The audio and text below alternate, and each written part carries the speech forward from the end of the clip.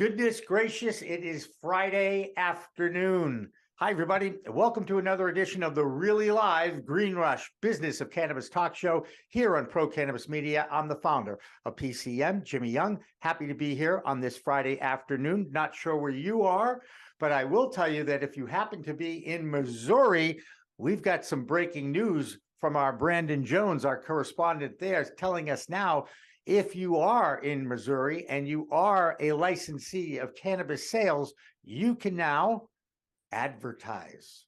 Now, whether that is just advertising on our network or on the networks that are inside Missouri, still I don't know I don't know the details on that, but we will find out a little bit later. We might even be able to find out in the next hour and then report back to you. Got an interesting show today. Joining me this show, as he has been now for a pretty regular basis, is Doug Miller, calling in from the Garden State from New Jersey. Hi, Doug. How are you? Very good, Jimmy. We're all getting ready for the Super Bowl around here. I'm right outside Philadelphia, so it's a little crazy. There's It's definitely green. I'm from New England. There's no game this weekend. There's no game. Oh, that's right. That's right. You guys aren't in this one. However, there is a New England connection with the Eagles. You know that, right? What's that? Jeff Lurie, the owner of the Eagles, grew up in my hometown of Newton and grew up a huge Patriots fan. Just saying. And I'm sure he is still a Patriots fan, but I bet he likes the Eagles a little bit more. No.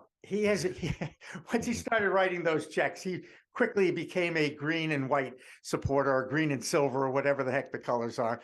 And, I got to tell you, I don't know which team is going to win. It always comes down to line play in these games. Who's going to dominate? Is it the offensive line or the defensive line of either one of these teams?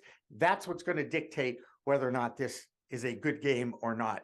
I just want a good football game. It's kind of like how I feel about my favorite sport, soccer. I don't care who wins the game. I just want to see great goals and great competition. That's just how I feel. Unless, of course, my teams are in it, and they have been. But let's talk cannabis, because that's what we do here. And Doug, we have a very special show here. Now, I know that you're a married man. Have you gotten your wife a Valentine yet, Doug? I did get her a Valentine's Day gift. We don't go very, very crazy, but we always exchange a gift and then go out to dinner after Valentine's Day, just because it's a mad rush, and we have a kid. We have kids, so I totally get it, and it's kind of a Hallmark holiday anyway, kind of created for that reason. But I hope you are with your Valentine on Valentine's Day, and I certainly hope I get to see mine as well. But speaking of Valentine's Day, we decided we would talk about cannabis and what everybody's activity, this three-letter word, sex, is a major search factor on the internet, right, Doug?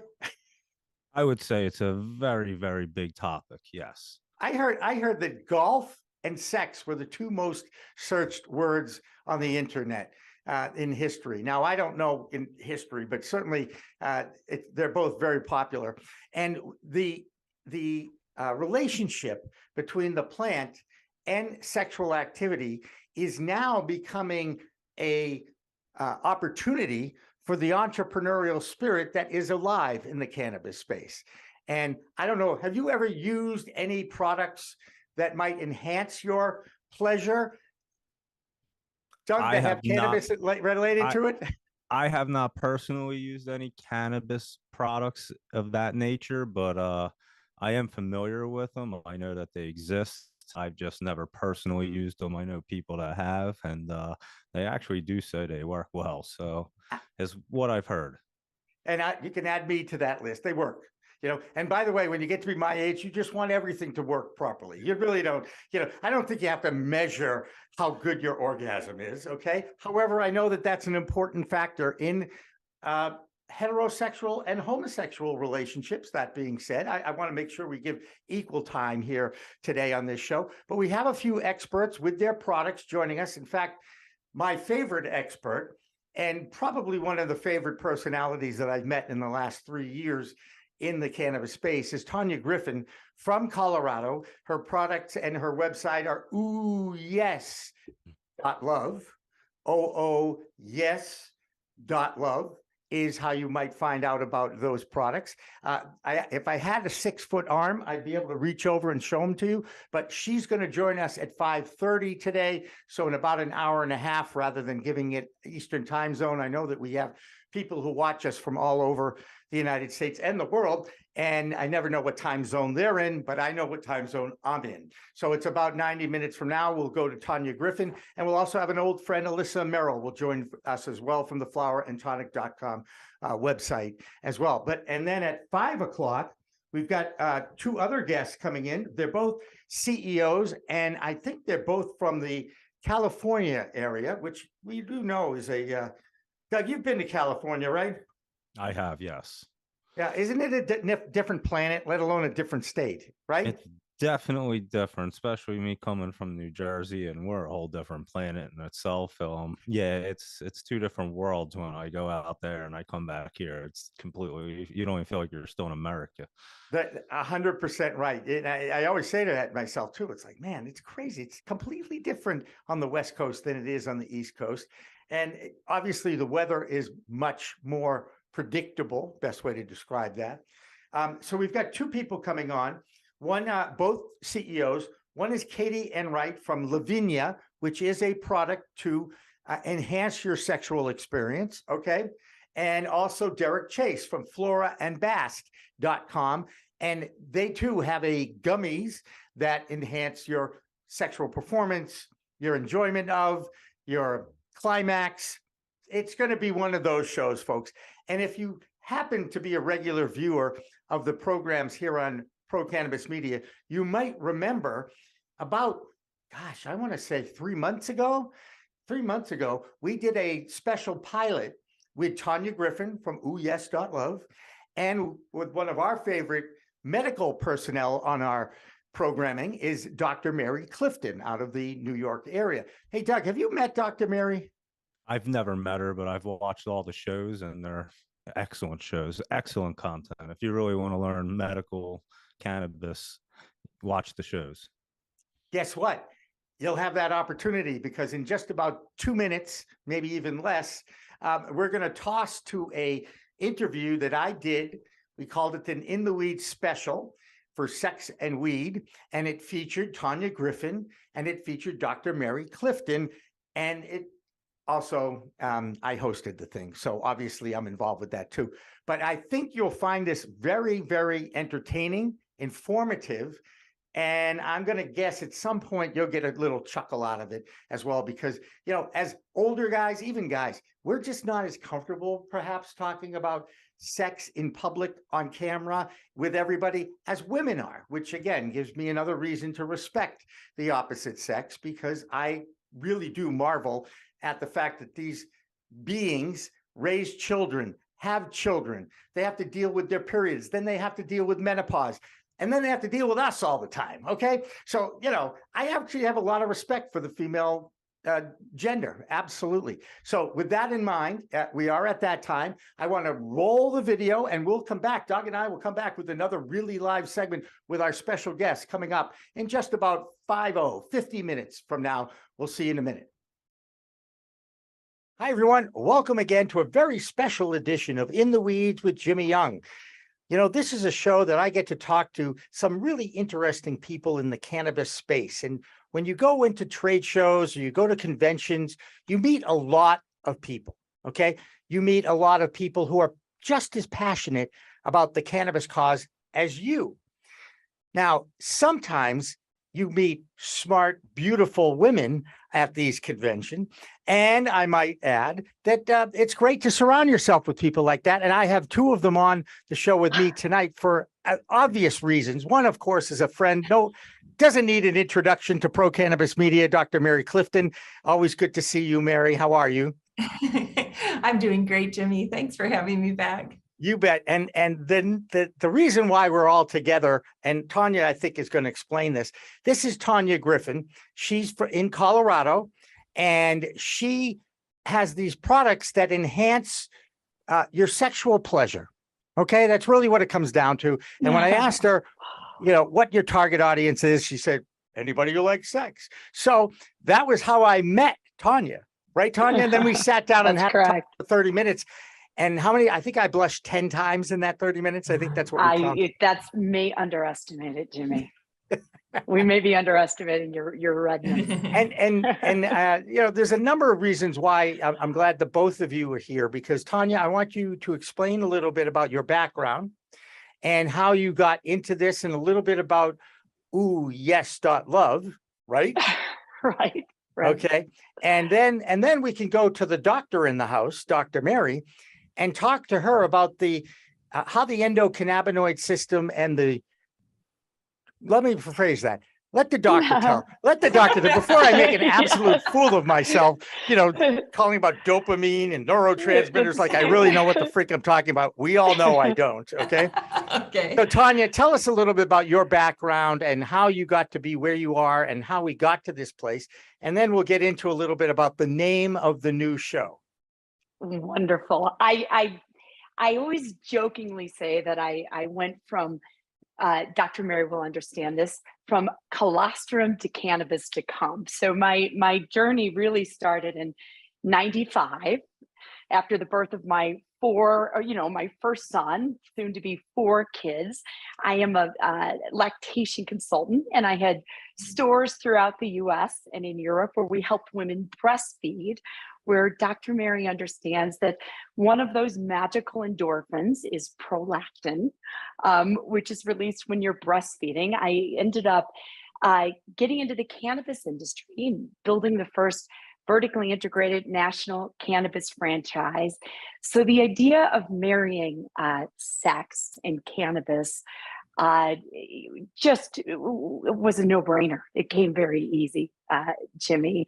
That sort of pushed me forward now in my mid-50s, 4 kids raised and out of my house. So I get to have lots of sex. And yes, my goal in life is to help people have certainly more and better sex. Right. Everybody deserves to pursue happiness in their lives, correct? Absolutely. Yes. And of course the next step of that is, and obviously I'd like to enjoy sex with a partner that I enjoy being with, or we could talk about sex without partners too, but let's talk with partners for now. Or many partners, Jimmy. Oh, there you go. Yeah, I mean, by the way, one of the first questions Tanya asked me is, so would you like to do a video or would you like to do a threesome? What would be the best thing? And I'm like, I don't think about that, you know. That wasn't his first blush. No, that wasn't. You know, was only children one. really, and people in your home, people underestimate how much that impacts your individual sexuality. But when you have, Absolutely. you know, people in the home, when they're little, they're getting up really early in the morning. They may go to bed on time, but they get up really early. So the morning is all filled with taking care of other people and not really managing your own needs. And then in the evening, you know, they may go to bed early, but then the whole thing shifts when they're teenagers, right? And they're, you know, they get up just long and spend 40 minutes in the shower and then disappear. So they're relatively not present in the morning, but in the evening, you know, they're in and out, they're unpredictable. They, you know, they don't necessarily like to be tied down and know exactly when they're coming home. So it gets in the way of just being able to relax with a partner, because, you know, you don't want to be put in a situation where you're, you know, imprinting something you don't want to imprint on somebody who's too young, you know. So it does make people always think that young, beautiful people in their 20s and 30s are having a lot of sex. They're just having a lot of sex because look how gorgeous they are. But actually, you know, when you look at the studies, nobody in their 30s is having any sex, because everybody is working and taking care of the children and holding a grudge. And there's just, it's you know, there's just not a lot of really real intimacy in that decade. Yeah, Doc, I have to agree with you. And it leads to the point where you have to carve out time. Like you have to make a place for it, and you can move that, you know, relationship, that sexual relationship, from routine to more ritual in a very, very positive way. And, you know, whether it's kids or animals or walking the dog, or just your really probably the most devastating is your own mindset, you know, Yes. where it's not a priority. You know, if you're thinking about sex all day and that is your focus, One, I guess that can be quite distracting, but that's going to get you into that place where you want to do it more. And like anything in life, the more you practice, the easier and it gets, and the more you want to do it. Listen, when you're raising those young kids, you and I have both done that. Not only is it distracting, but you're tired. Everything gets in your way. Like, it took me 2 marriages to get through fucking awesome sex, where you're just daily, twice a day, where that is your focus. And you and I, we're now, I think we're relatively the same age. This is the new 30s, right? So now is the time where we get to, you too, Jimmy, you too, where we get to have lots of sex, right? We've created a space for ourselves. I think there's plenty of time to do whatever you want to do in your 50s, and you think things are going to be in, like there's like what's happening when you're in your 50s. When you're in your 20s or 30s, you're like, what am I going to be doing when I'm 50? But then when you're in your 50s, you're like, dang, it's so much fun. It's like being in high school again, in terms of your level of responsibility, and then and just after all of that responsibility has moved on with raising the kids. So you're back in high school, except you have a little extra money and a passport and some wisdom. Like, you have a little wisdom that you bring to the table. And I think you have a voice too, where you can say what you want. I mean, you're so fledgling as you navigate through teenage years and the 20s and the 30s. And I would say even the 40s, you've got the baggage of children. Yeah. And once you can release and you have that, the body image issues that young people tend to have, where they feel so just, sorry, my dog has a little cough, where I just put him on some antibiotics. So if you hear some sort of hacking and gagging in the background, that's my dog. That's why Zoom calls are so much fun. And Tanya, you said something about thinking about sex. I think the number, I'm not quite sure what the number was, but do you remember when Harry Met Sally and Billy Crystal says, yes, guys think about sex 200, 400 times a day? I believe that. Well, so do women. Listen, we have it very good. We have multiple orgasms. We're thinking about sex just as much. Really? I think we only study. Are you now? Are you? Absolutely. I know you are. I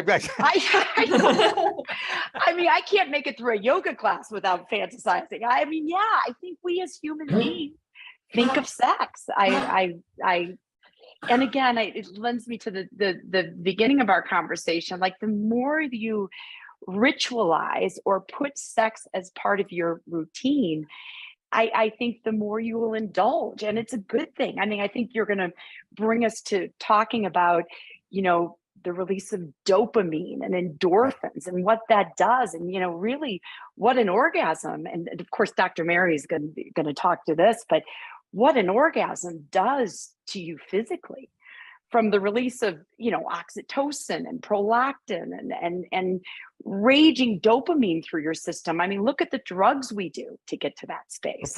Before we get into the chemistry class, okay? I just want to tell me, please enlighten me, my 2 beautiful friends, okay? Smart, beautiful friends. Not all women can orgasm, correct? I mean, it's actually not the majority. Am I right? Doc, I'm going to let you go first here.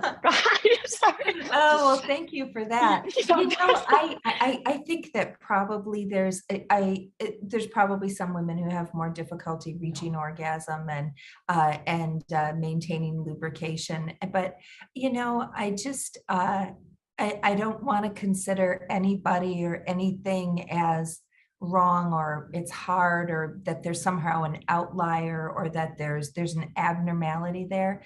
There are just some people that want to have a really satisfying sexual experience once or twice a week, and then other people who would be thinking about doing it, 2 or 3 times a day or more when they're on vacation, or if they can.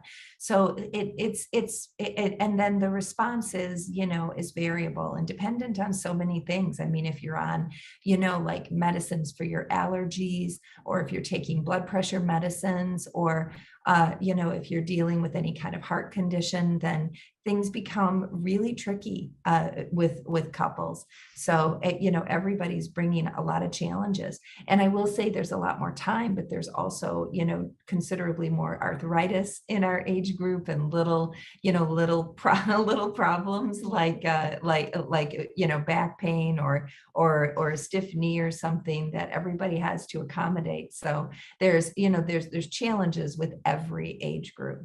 All right. So if I could, I'm going to add to that. Go Jimmy, ahead. Go ahead. can, just because I'm going to lose think, control of this show very quickly you've anyway. lost control, my friend. I think we need to, there's an argument to starting with ourselves. If you can, and of course, a good orgasm is really, pretty heady. It starts in your head. So it's around fantasy, but everyone should be masturbating. Like, if you've got, at least work toward getting there yourself. There are toys to do it. I personally, you can't beat water. You can't beat the shower head. I like the original water pick myself. Throws down a lot of water, but I think we need to, I don't know, Doc, if you agree with me, but I think it's back to that practice and putting your head in that space and finding, finding that relationship with your sexuality. And we all have things that are just pounding at us, whether it's the dogs or the kids or, medical conditions that, persistent pain. But the one way I think that we can forge through that is by starting with ourselves. Right. I read Cosmo. Back in the day. Did you, Jimmy? I did. Especially when it was about sex, because I was interested in what goes through a woman's mind, and how better to relate to them. And the individual, let's not make it male or female, the individual, has to figure out what arouses them first, and then communicate that to a partner in order to really enjoy the experience. Is that accurate, guys? I mean, it's pretty hard to be mind reading, I think that's so much, but there's that joke that when an Islamic person gives up their life, for the cause, they get 76 virgins or something when they go to heaven. And then the inside of the funny card says, I'll take one 50-year-old woman over, you can keep your 76 virgins. Which is really, I mean, you really do have to talk to your partner and tell them what you're thinking or what you want more of or less of. And then people are astonishingly, really reliable in delivering, or maybe they're not. They may say, this is, I'm super, super good at this, and I know you're really going to love it, even if you don't think you love it with other people. Well, it probably that is not going to happen. But some people just really have a particular skill they want to bring to the table. So that that's fine. We can, so you always want to be a little experimental too, and just give but plenty of communication is really going to be key to all of this. There's just so many little funny details all through life to enjoy and be. It's such an important part of the intimacy to really share what that person is thinking, or what music they'd like to listen to, what kind of fun they like to have. Because I always joke around that it's a private party, that I'm having a private party tonight, or I bought that to wear to the private party, and then that's so that's how I communicate around it. And then you can talk a little bit about costuming and what the drink is going to be and stuff, and it's and then it just elevates the whole experience to just a really special party for two. I love that. Or three. Guys, or three. Yeah, I mean, I've been, all of that is really interesting and fun for a lot of people. By the way, this is the closest I've come to a menage a trois. I just want to say. And how many miles apart are we? 500, 700, 800, whatever it is. Tanya, tell us a little bit about, you and I have been going back and forth about the name of the show that you'd like to introduce to our audience at Pro Cannabis Media. And you opted out of one, which is fine. Tell us about the one that you have picked and why, and what we can look forward to that. Yeah. So the name that really touches my heart is Yes to Sex, Drugs, and Rock and Roll. Now we rewrote that to weed. So we sort of took away some of the psychedelics and the MDMA that I am so fond of. But I think, the brand that I built, Oh Yes, that you mentioned earlier, really centers around that 60s, 70s sexual revolution and ties inextricably to rock and roll. And obviously some of my heroes, whether that is Mick Jagger or Keith Richards or Paul McCartney, have had their ride with drugs, survived it. All of my friends there have survived it and have leaned into that sexual revolution. And I think we are, decades ebb and flow and they change, but I am hoping that we are coming back into a space where we are open in our communication about sex. We are somewhat free about sex. Certainly, my children are between the ages of 21 and 28. And those generations are so different than when the three of us were growing up. It's so fluid. You can have sex with girls and boys and multiple people. But to Dr. Mary's point, we're having less sex than we ever had. And I think, what was really behind me creating Oh Yes and really wanting to do this Yes to Sex podcast is really about our previous conversation, which is about opening communication around sex. I think it's very important. To that end, I built a sex quiz, believe it or not, the Oh Yes sex quiz, where there's, you have about 100 different sex acts where you get to all discreetly and all through your phone say, oh yes, oh no, oh maybe so. And then you're able to share that with your partner or partners, and we'll share what you're willing to do together. But the whole point of a podcast or bringing props into the bedroom or, anywhere where you're having sex or opening that communication, it's really the focus to me is not about products. It's about showing up, obviously staying present and opening that communication. So whether that's the ability to ask for what you want or to explore something that you are, Jimmy, fantasizing about, this particular 5,000 mile threesome, it's all the same. But it's important. I love all those points you made, but you said, it's not really about product, but at the same time, it is really about product. I mean, you need to make sure that you have what you need and that you have good tools to to do everything that you need to do. And I mean, really great lubricant is super important. I mean, I told patients for years that Astroglide is the best lubricant on the market. Yeah. And that's true. It is the slipperiest, but it's like, silicone plastic bead that you're all up inside, very close to a lot of very important organs. So I don't, I'm sorry that I gave people that advice. And now, I tell people to use like an organic avocado oil or a really good, lubricant. So I'm glad you've got these products that can help people. Yeah.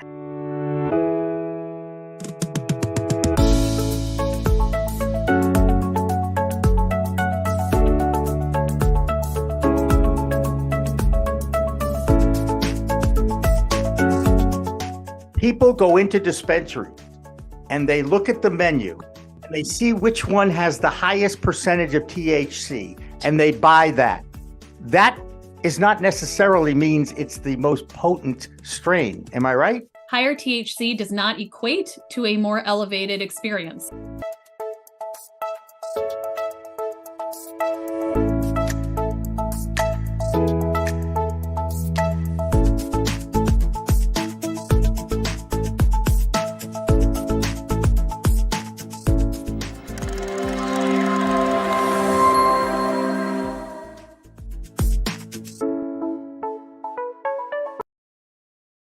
In the Weeds, live from the Summit Lounge, is supported by Boston Gardener in Nubian Square, Boston's only organic gardening and hydroponic supply store. Let them help you grow. And she's Well, you're not the only one, but I want to bring in the male factor here, guys. Okay. 'Cause that's my role in this. For years, men like to pleasure their partners, just like women like to pleasure their partners. Okay. But as you get older and you go through menopause, the post-menopausal sexual experience can turn painful. So what was pleasurable has now become painful. And that probably has more to do with less practice than anything else, because we're talking about muscles here. But my point is, how important is it that the guy understands when to say no, when the partner says no, it means no, or that hurts, move on to another body part. That's really what it comes down to. Again, it goes back to that communication between two people. I think it is the communication, Jimmy, but I'm going to go back to Dr. Mary's point, which is stash some lube in your purse. It goes a long way. So we, as menopausal women in that world, we are definitely a little less lubricated than our 20-year-old counterparts. They have more moisture than we do. So instead of moving on from that space, Jimmy, if you break out the lube, and maybe, there are various kinds of lubes. The Astroguide that Dr. Mary mentioned, the silicone lube, just gets the job done. She's right. Like if you want to get over that hump, that is probably the way to do it. But, there are lubes made of olive oil, just coconut oil, which we do, or propanediol, which is more of a water-based lube. But I think always listen to your partner. Part of your conversation was listen to when she says no. That goes without saying, and you always move on if she says no. But as you open communication and explore things together, I think, speaking from experience, you can get beyond some of that pain by using the tools that Mary is talking about.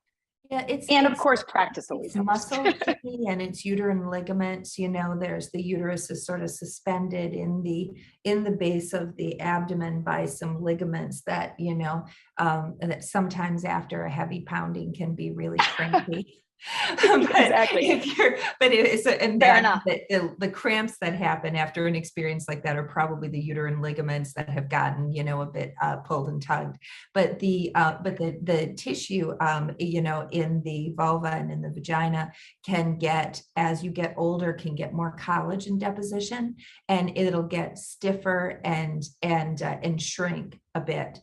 And in some ways that's good, because those women don't tend to have much urinary incontinence as they get older, but it does really get in the way of being able to, the tissues just don't really relax. So you may have a woman who's very receptive and would love to, to have penetration, but the area has just gotten so narrow.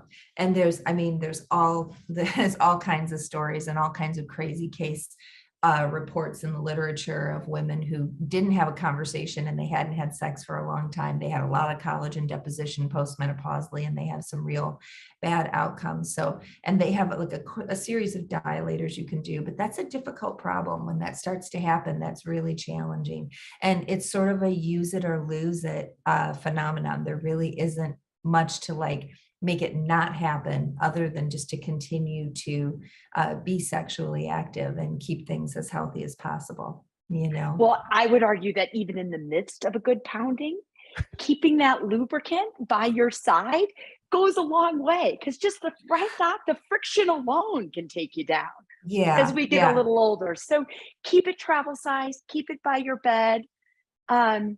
Do you guys designed all mine so you can palm them in your product line? Oh, everything I did was travel size, so you can put in your hand. It's discreet, and you can get at it quickly.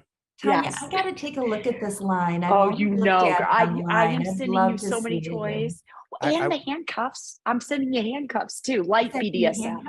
Yes. Well, good. Now I'll have a pair to give away. Oh God, I've totally lost control here. Which is fun because I think when you have two mature people talking about these things openly, it does tend to normalize the experience. And one thing I learned, and I think it was Tanya who said this, the brain is really the sex organ here. Right. That's what I learned in my little sex class at Tufts University back in 1979. Don't ask me the grade I got, okay? But the point is that and everything else is your musculoskeletal system, right? But what impact does being high have on your sexual experience? Oh yeah, this is a cannabis show. That's right. That's right. I know We it's not just a digress. sex show. I brought it back Yes. to the cannabis thing. So, Dr. Mary, I'm going to start with you, and then Yes. because Tanya will go on for hours on this subject. Yeah, but definitely. How does it enhance? Because I've read all this stuff. You know, it wasn't even in Cosmo. One of these was in the New York Times about, here's what the science says. You know, does cannabis alter your sexual experience positively or negatively? And of course, this plant, as we all know, impacts everybody differently. Yeah. So add in that challenge too. And different plants Right. impact people differently. So Right. yeah. And I've so got that that's too. I've got the definitely best different weed things. strains for sex. We're gonna go over that a little bit too.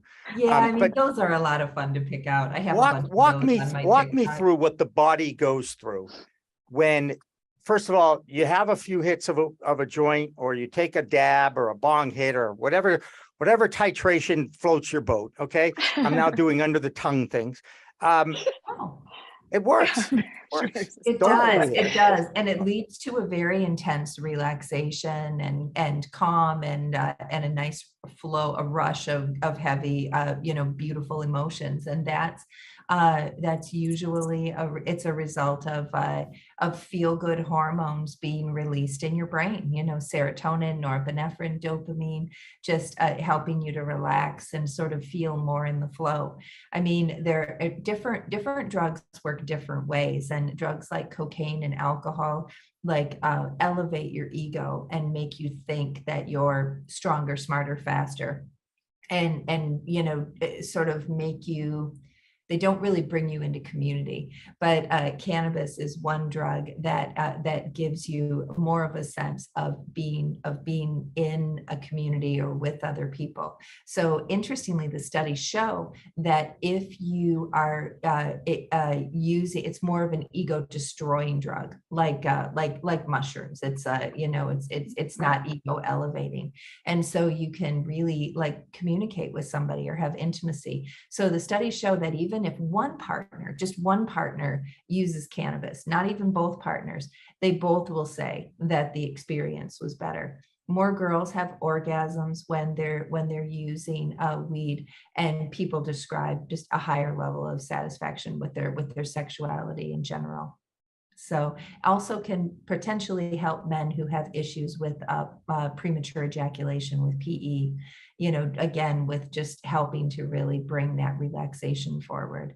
So it appears to be, by some small studies, a powerful new tool for helping people who want to have improvement in their sexuality.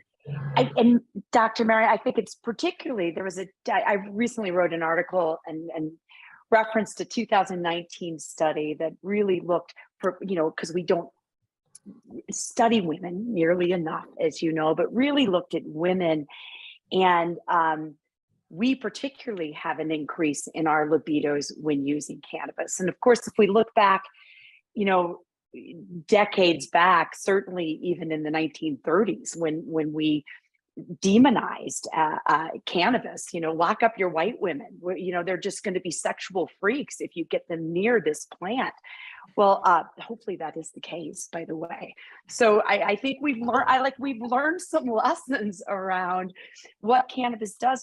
What we do know, I mean, all of us use cannabis, I think, at this table, and we know that it has an element of freeing your mind and opening community and letting your ego, sort of, as you mentioned, contrary to cocaine or alcohol, letting your ego somewhat step aside. And we know that that's very important to sex, right? So if you just suddenly relax and stay in your body and allow that presence to happen, to allow you to stay present, that's very important to female sexuality and getting in that space.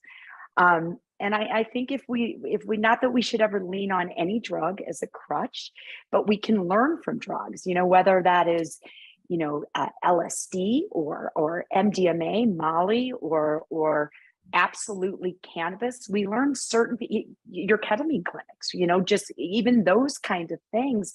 We start to learn things about how our mind can open and how we can stay present in that moment. And that is what sex is about, in my opinion. I think it is too. I mean, there's not a lot of things, and I think it differs for everybody, where you can really get into the now and be very much present in this exact moment and not be thinking about what you're going to do after the podcast or what you didn't complete before, or you always have something else, some other tape rolling. So it is really nice to figure out a way to just get everything else off the table and completely be in that present moment.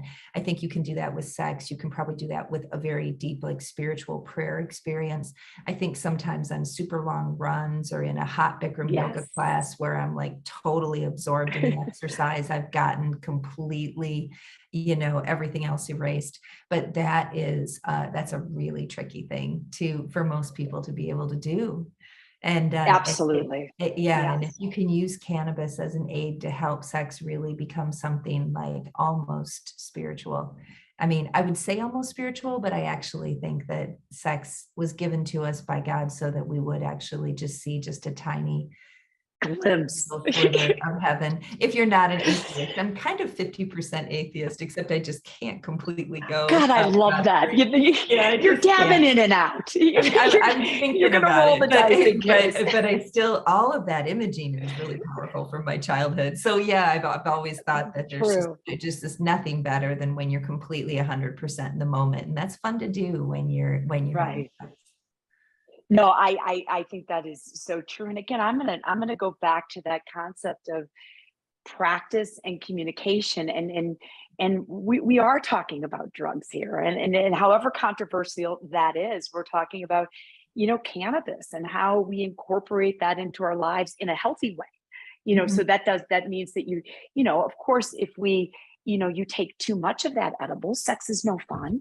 So it's often around understanding, where you're at in yourself. Obviously, I'm a huge proponent of, not obviously, but I'll tell you, I'm a big proponent of microdosing, whether that is cannabis or, some of the psychedelic drugs. If we have a relationship with those substances that is healthy and lets us learn from them, we can incorporate that into other things that we do. So whether you're practicing your Bikram yoga to get mindfulness and taking that back into the bedroom, or when you smoke a joint, you realize that the clutter and the noise in your head around having to do the dishes and then not being able to focus, teaching ourselves to get better at that mindfulness and staying present is going to make sex great. And if you keep having those rolling awesome orgasms, you're going to get the dopamine and the prolactin and all of those endorphins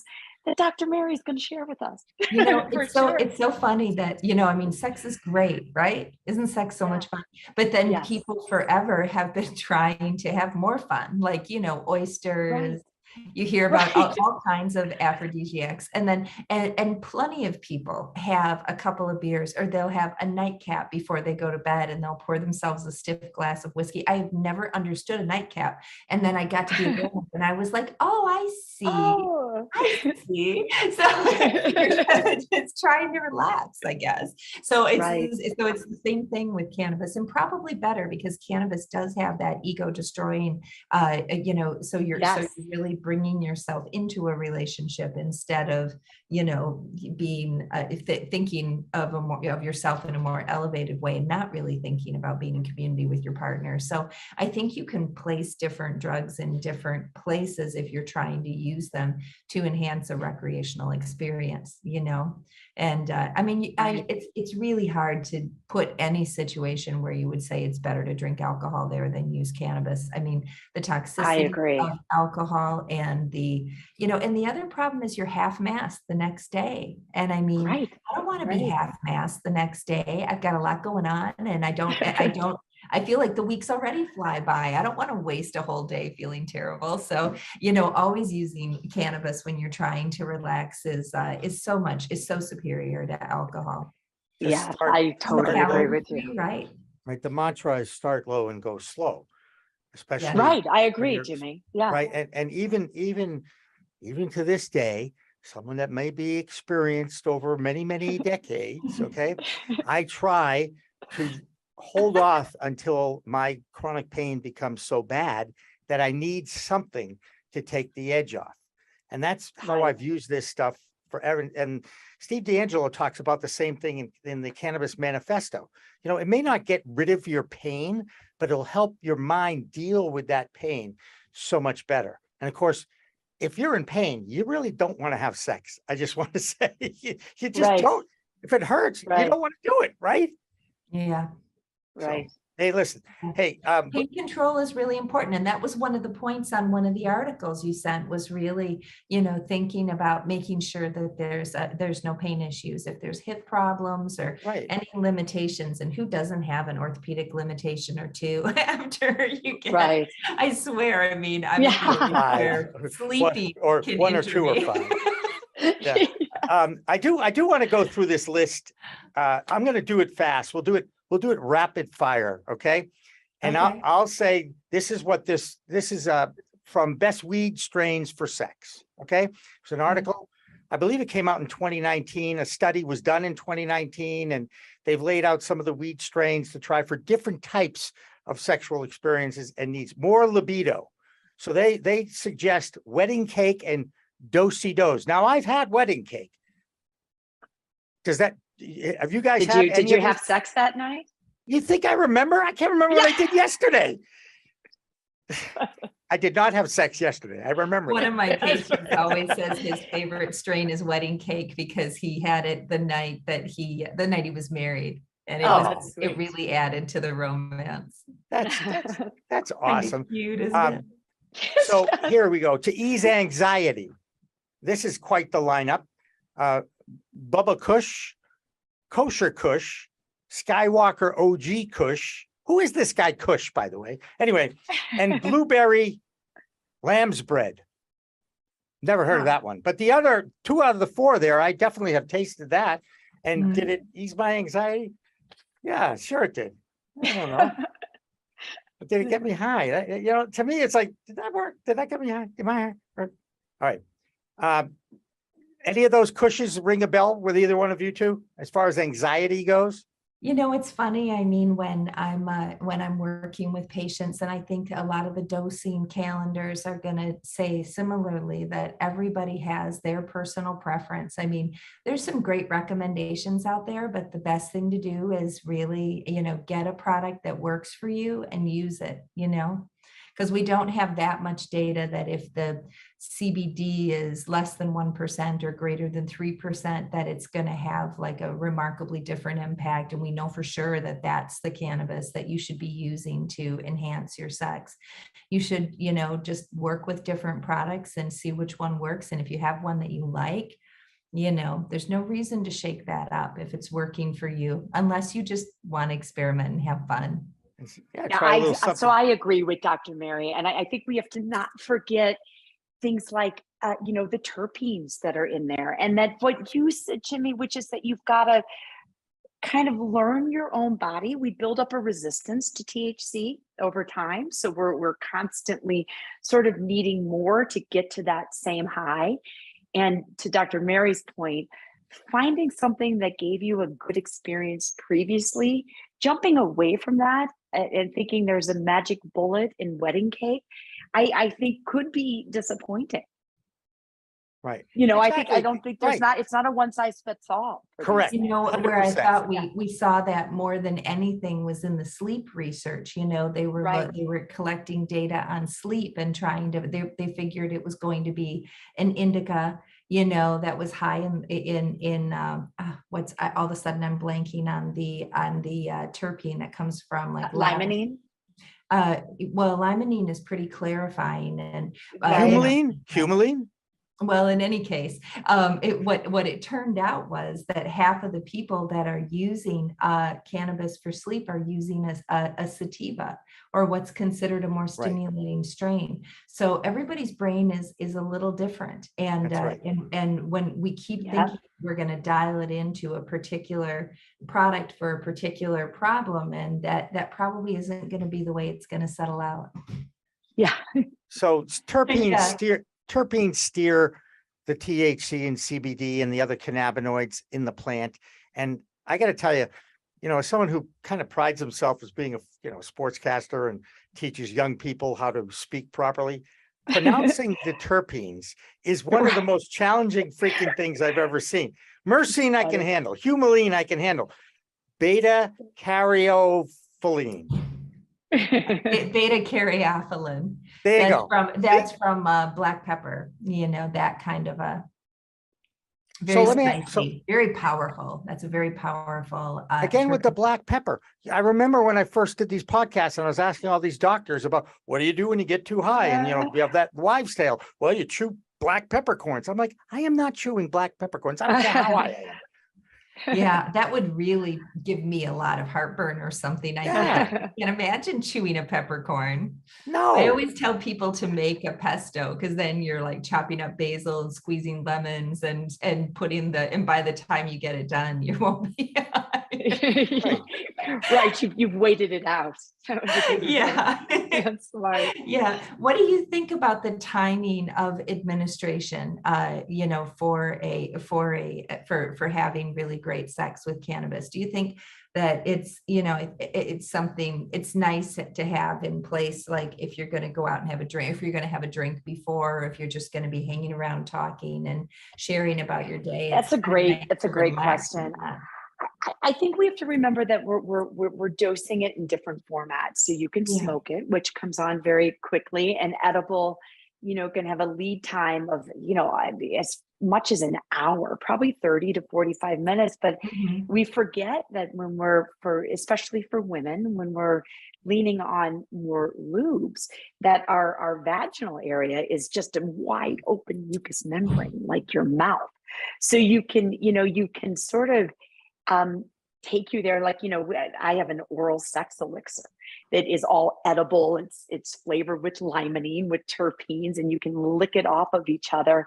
But I think if we don't overdose any of these things, so don't start dabbing when you're not used to dabbing, don't take too much, but there's a place for, maybe the edible, leading up before, dinner. I would argue, have sex before dinner.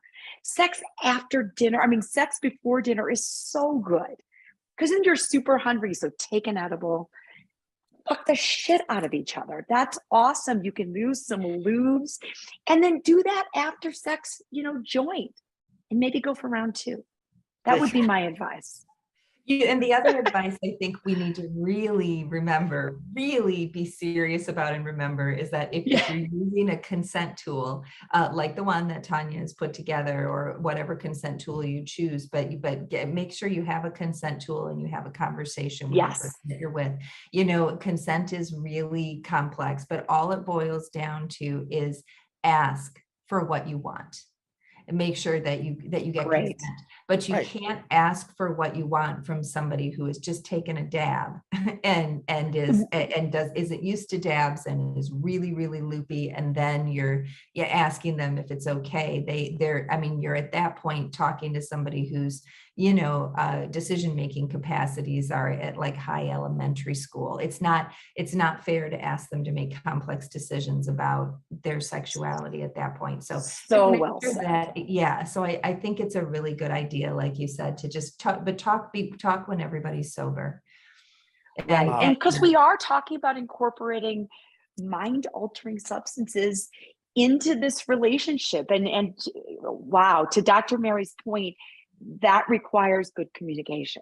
It really, really does. Especially with newbies, in the mix who are with a first partner or have not done this before. I think that we need to learn how to communicate as best we can. And that is, we talked about it earlier, and we sort of rode over it a little bit. It's very difficult to communicate with another person. It's very difficult to ask for what you want. Even the people that have been in your lives for years. Okay. That's right. Right? It's hard. Right. Yes. And I get it.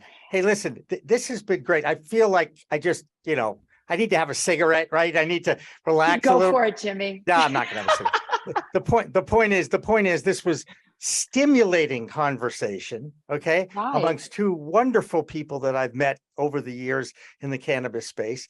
And Tanya, I'm so looking forward to seeing who you bring on to your show to talk to about these issues. We were lucky that we have a great relationship with Dr. Mary, Yes. which was great. But I definitely think, I'm looking forward to seeing what else you might come up with as far as guests go. And perhaps, the chat rooms, because if we decide to do them live, this is where the chat room is going to go off. Absolutely. The charts, right? And I just want everyone to know we are absolutely going to have some fun with this. So we are going to be open in our communication, not only about sex and drugs, but, just incorporating the vibe of, the 60s and 70s film and music and how that drives our fantasy and where we're headed. That's right. All of us Terrific. young people. ooyes.love, right? yes. ooyes.love, right? That's 2 O's for orgasm. I remember. I love how you say that. You could just keep saying that word over and over again. Orgasm.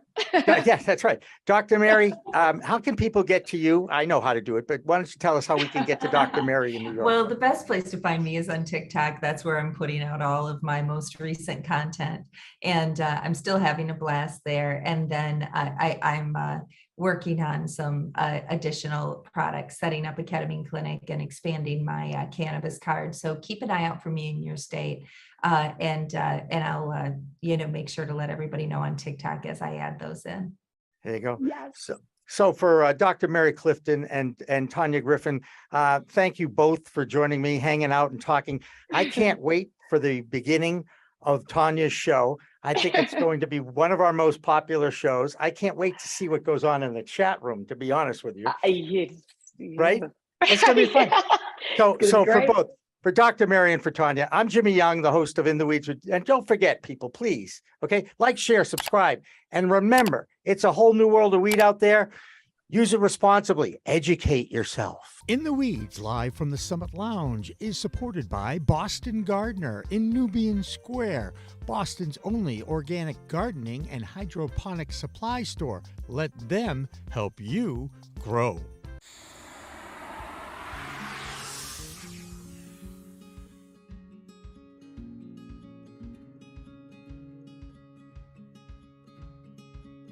You would think that it is. However, there's quite a bit of debate right now in the accounting industry when it relates to cannabis with this exact question. I'm part of a few different networking groups that are solely accountants for cannabis companies. And there's been quite a bit of back and forth in those communities and discussion regarding whether 280E, if it went away, if the administration legalized cannabis or took it off of Schedule 1, what would happen? And it could go either way right now. The debate is it can make the accountant's life much easier. That's what a lot of the inexperienced accountants are saying right now, it seems, whereas the accountants that have been in this industry for a while and have gone through the same thing that happened with hemp a few years ago are saying that it will make lives more difficult, because when hemp became declassified a while back, the accounting became more complicated.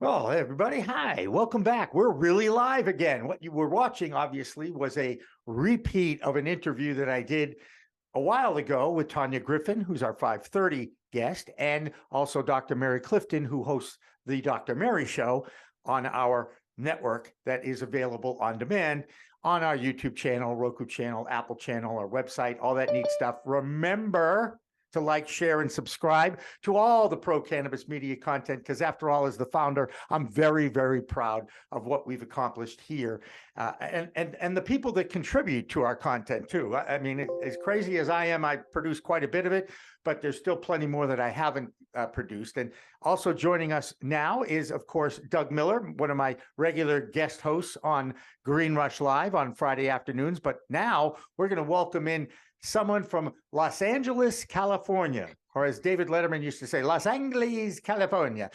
And her name's Katie Enright, and she's with Lavinia. Hey, Katie, thank you so much for coming on today. Hey, thank you so much for having me. And we found out that we actually were on a very similar call, if you will, yesterday with the Cannabis Coaching Institute, right? Yeah, that's hilarious. I recognize your comments. You like cannabis and sex. I was going to say that may be the first time anybody's actually recognized me by my comments. Usually it's either my voice, or my face, but whatever. Katie, tell us a little bit. Look, your story is very compelling. I love the fact, okay, and I'm just going to throw it out there, that you thought you'd grow up and be a nun, correct? And now you're in the cannabis industry, putting out a line of sexual products. That is kind of two different extremes, isn't it? Well, I like to say I'm still doing God's work, just in a tiny bit of a different way. Appreciate, and you know what? I love people that do God's work. So there you go. Amen. Tell us about how this all came about, because it looks like this brand was founded back just a couple of years ago. Yeah. So tell us again how, I think the story was you kind of created some stuff for yourself and then said, my friends like this. Maybe I can, market this. Is that the idea? Yeah, basically, I was training for my second marathon, and my first marathon, I had a terrible time in recovery. I hurt myself, I hurt my knee. And for my second marathon, I decided I wasn't going to do that. And I was going to start to incorporate like recovery in my actual training. And so I started doing a ton of research, and I started to incorporate cannabis in my recovery. And I started to make my own balms, just, coconut oil based in my kitchen, very simple, watching a bunch of YouTube videos, learning how to do it. And then I read that you could use it to enhance your sexual experience. And I was like, wait, what? And I kind of had never heard that before. And I was very curious, optimistic, bewildered, kind of all of the words. And I decided to try it. And I experienced, we'll just say, enhanced pleasure. It was like mind blowing. And but the thing is I was using coconut oil as my base, and coconut oil isn't a good base for me. It causes all kinds of unpleasant experiences in my world. So I literally went to a dispensary the next day to buy some kind of sexually enhancing experience just for me, just because I wanted to experience it myself. And I couldn't find one that wasn't coconut oil based. I went to 3 different dispensaries and the product just didn't exist. And so I started to make the product that I wanted for myself, just for me, and then giving it to friends of friends. And I was bartending at the time, and somebody came up to me and was like, "Are you the weed lube girl?" And I was like, yeah, I'm the weed lube girl. Hey, Doug, does that happen to you? All the time, Jimmy. He's the weed lube boy. Hey, Doug, why don't you tell Katie about the product you're involved with in New Jersey, and then you guys can compare ingredients and all that if you're up for that. Sure. So I'm involved with a product called Curate, and we obviously do CBD and a lot of D8, D10, THCO, all that, the other cannabinoids, and that are hemp derived. And so we make everything medically have a purpose, and you kind of have a whole different twist. You have a whole sexual twist to it, which I like, because I'll tell you, in my 20s, I'm 42. About 20 years ago, I created a product called iloveroadhead.com. So I was doing I Love Roadhead. Yeah, we had T-shirts. I'm getting him to get rid of his accent and slow down his delivery. It's iloveroadhead.com. So wait, so you have the weed lube girl and you have I Love Roadhead currently on your show. I love this. Please continue. So so I was in that space for a long time. I understand the whole sex industry and that sort of thing. And then I also understand the cannabis industry as well.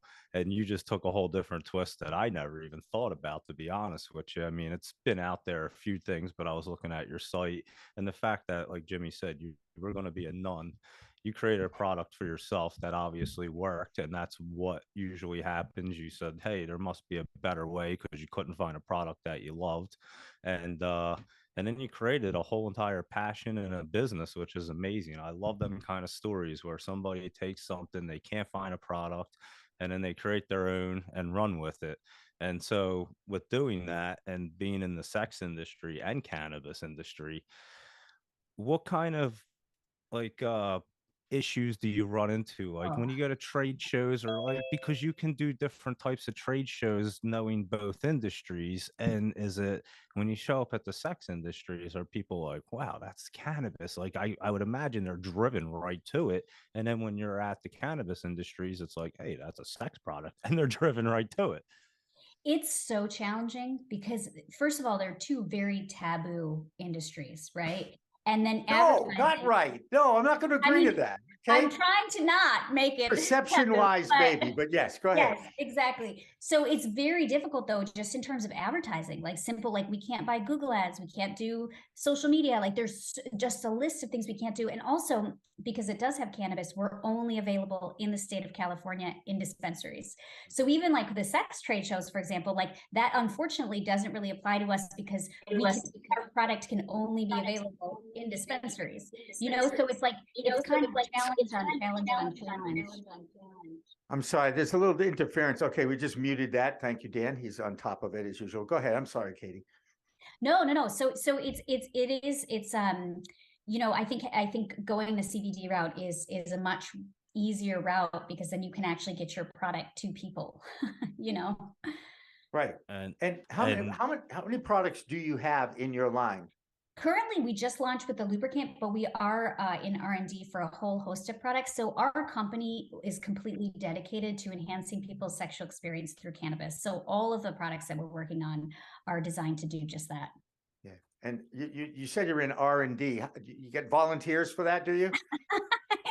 It is, we do. And it's very funny because this part is very scientific. So you have to take a sexual situation and make it scientific, which is kind of like homework. So if you're like a workaholic, this is like the perfect job for you.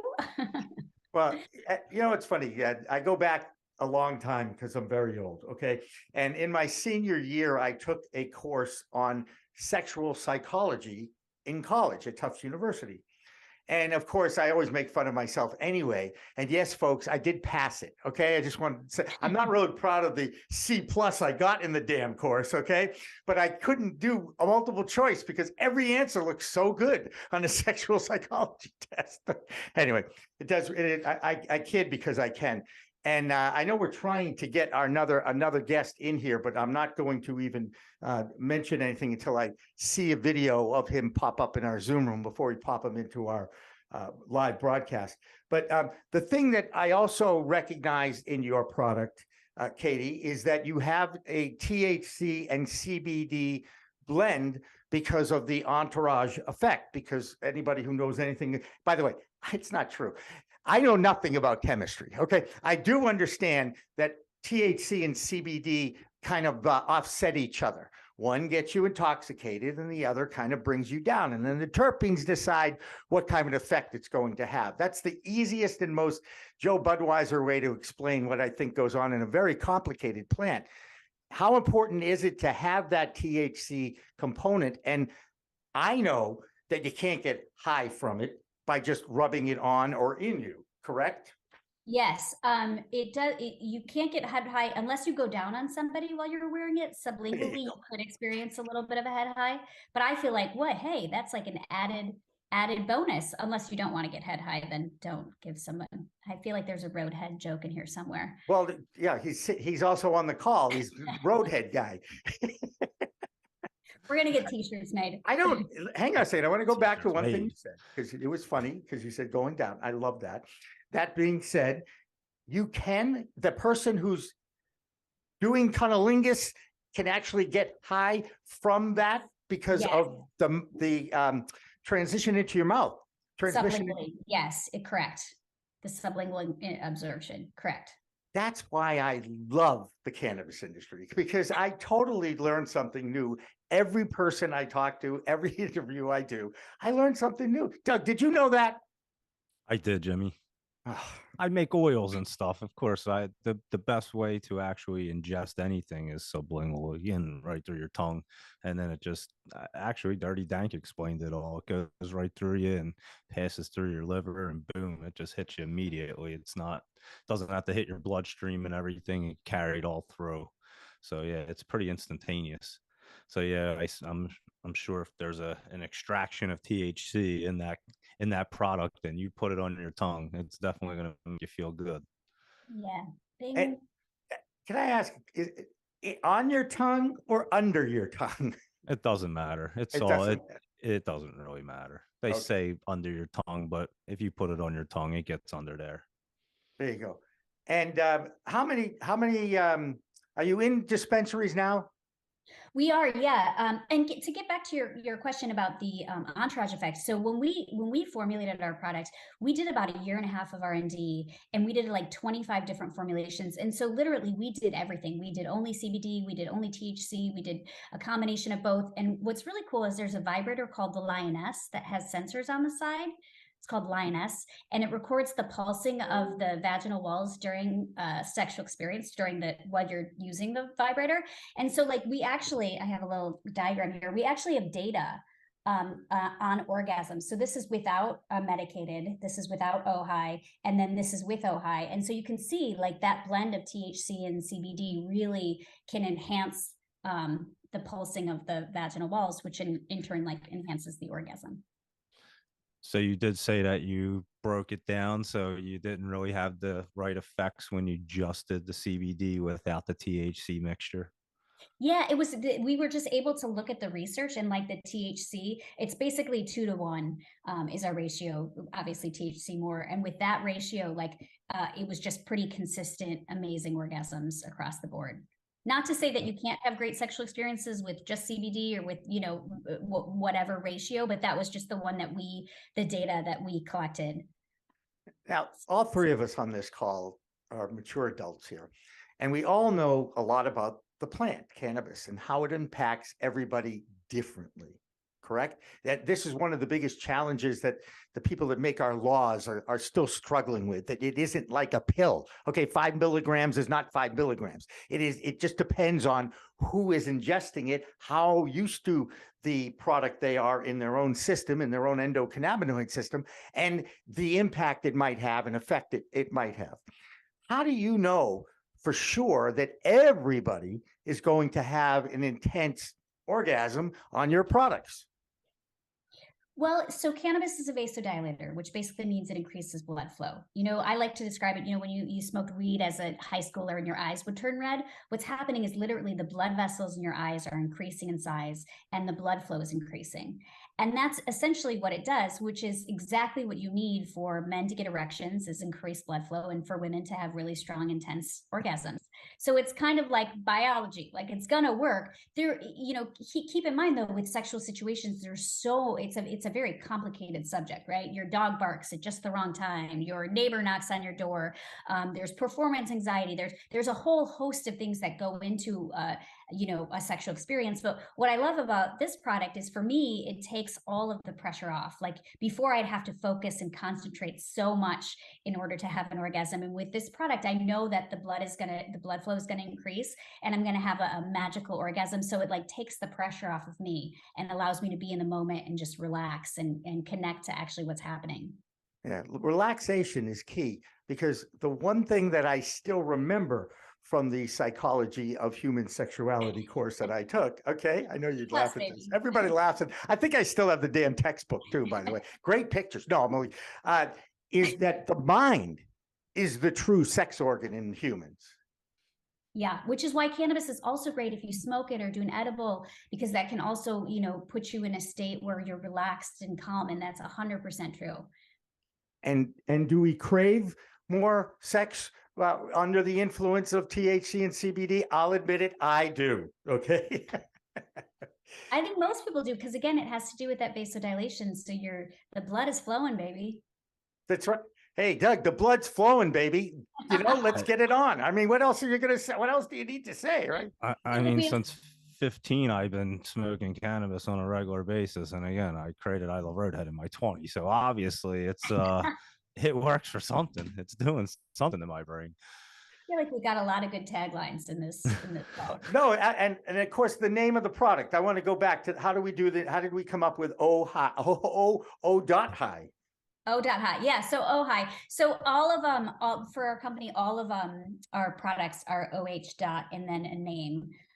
So that's what's kind of just fun about our company. And no, we wanted to go from the orgasm and the high from the cannabis. I get you. And Tanya's product is ooyes.love. There you go. Right. Again, another thing I learned just by sitting and talking to Tanya. And by the way, the first time I interviewed her, I really had never met her before. The only communication that we had, the PR company pitched her. I said, "Oh, the woman wants to talk about sex. I'll talk about sex. That's awesome." Was the fact that I'm trying to remember now, going back to that, and I totally lost my train of thought because I was talking about sex. This is what happens. This is what happens, especially when you get older, and then you kind of tap dance a little bit until your brain catches up with your age.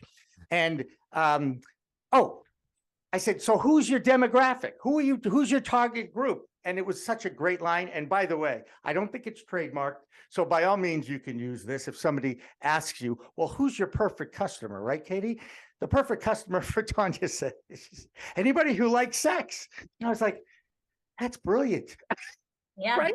I mean, I don't care if it's 25, 54, male, female, or they. I don't care. It is anybody any human who enjoys the sexual experience. And I might add, Katie, and Doug, you can handle this too, is comfortable talking about it. Right? Yeah. Yeah.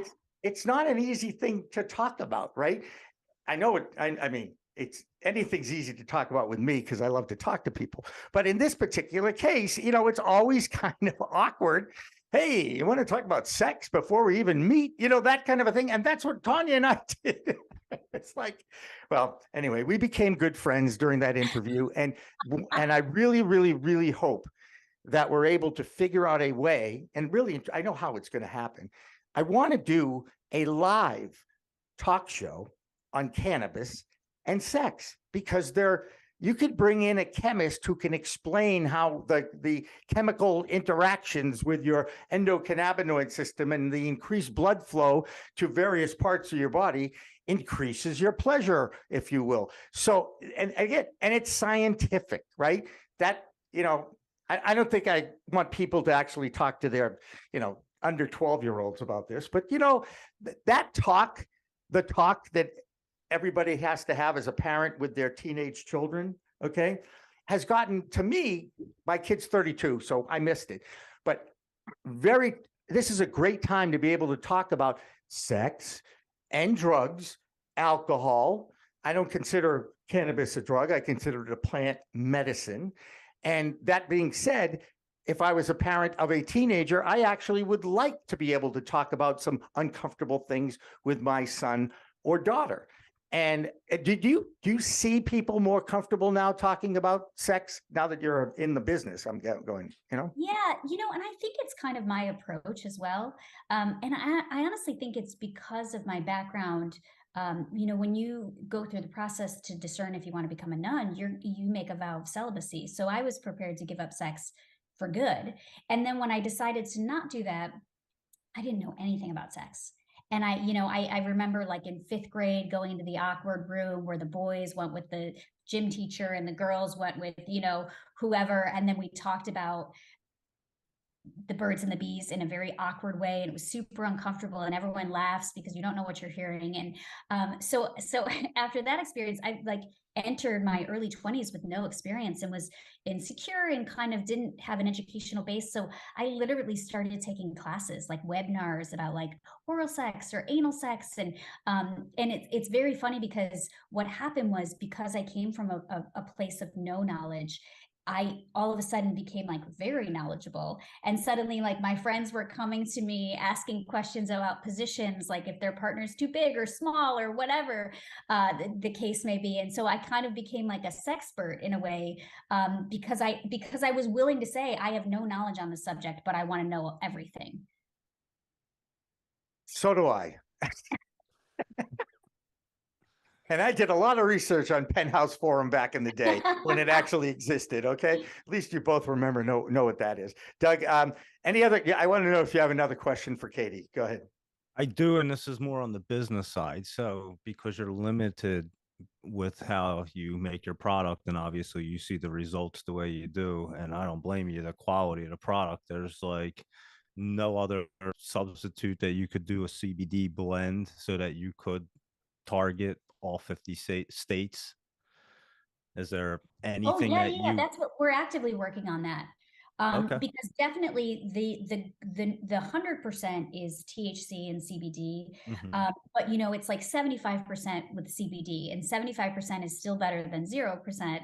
And then you know it will be available in nationwide. You know, we really want our product to work, so we take a lot of time and effort and energy into R&D, and we get a lot of data, and that's part of it. You know, like we have the graphs. We really want to be data based so that it's not just somebody, you know, saying it works and it doesn't. So, and you know all about that. I mean, you clearly do all the research and stuff like that. So we're actively working on that right now, because that Very is cool.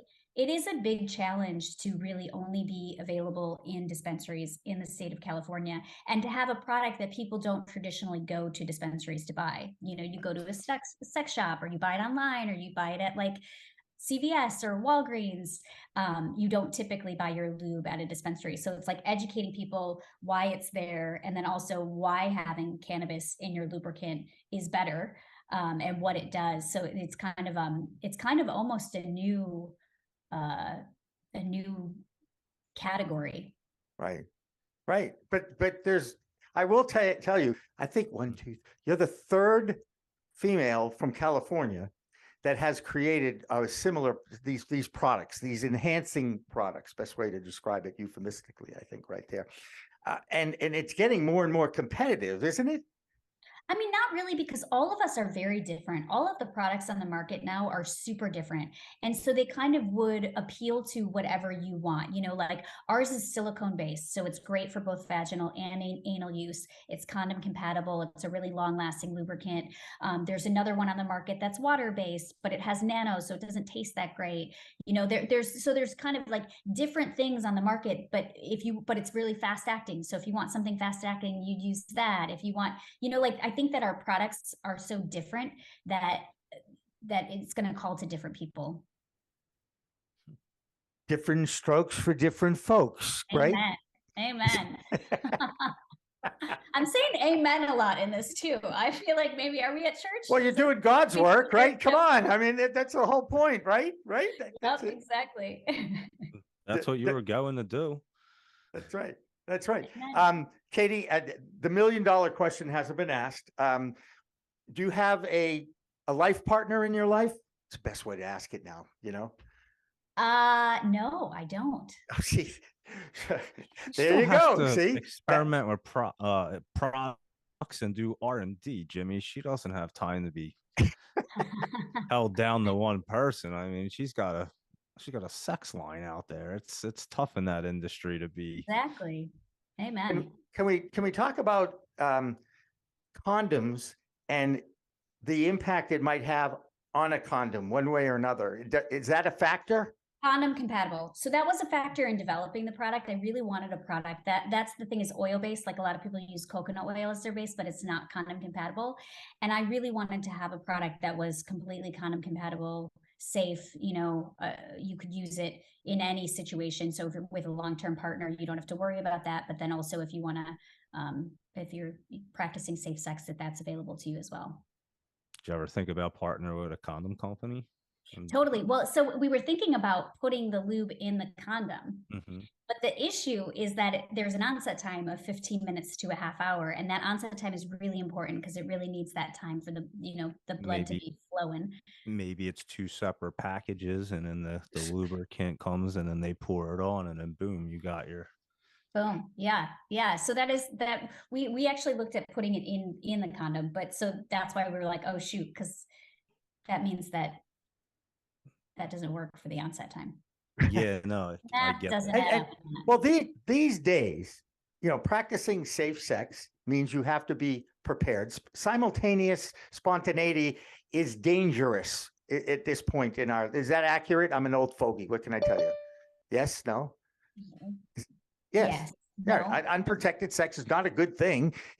You're setting yourself up for a transmission of a disease. Take your pick. There's so many of them out there right now, and I might add, as you get older, the pills, and we actually have a former Viagra salesperson coming on at 5:30. I'll perfectly say it. That's Alissa Merrill. She'll be joining us in a few minutes. You have to plan. You have to plan it.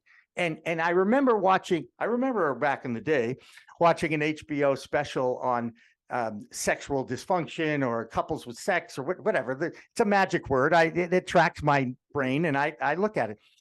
That you have to plan. You have to get this pill in you an hour before sex. Now, that means I have to make a date in my date book for, okay, tonight I'm going to get laid. Woohoo! It's at 7:30. Now I got to take my pill at 6:30 to make sure I'm there at 7:30.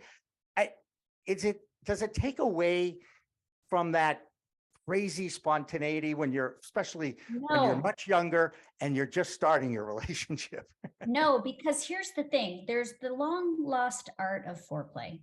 Yeah. And just meaning that, 15 minutes to a half hour doesn't mean that you have to be doing homework for those 15 minutes to a half hour, reading a book. It doesn't mean that. It means that you can still be enjoying this sexual experience. You can still kind of start. It just means that in order to get maximum blood flow in that area, it needs the 15 minutes to a half hour, which honestly is what you need with or without the product, because really for women, it takes about 20 minutes for us to be able to typically have an orgasm. Right. We require a little bit more.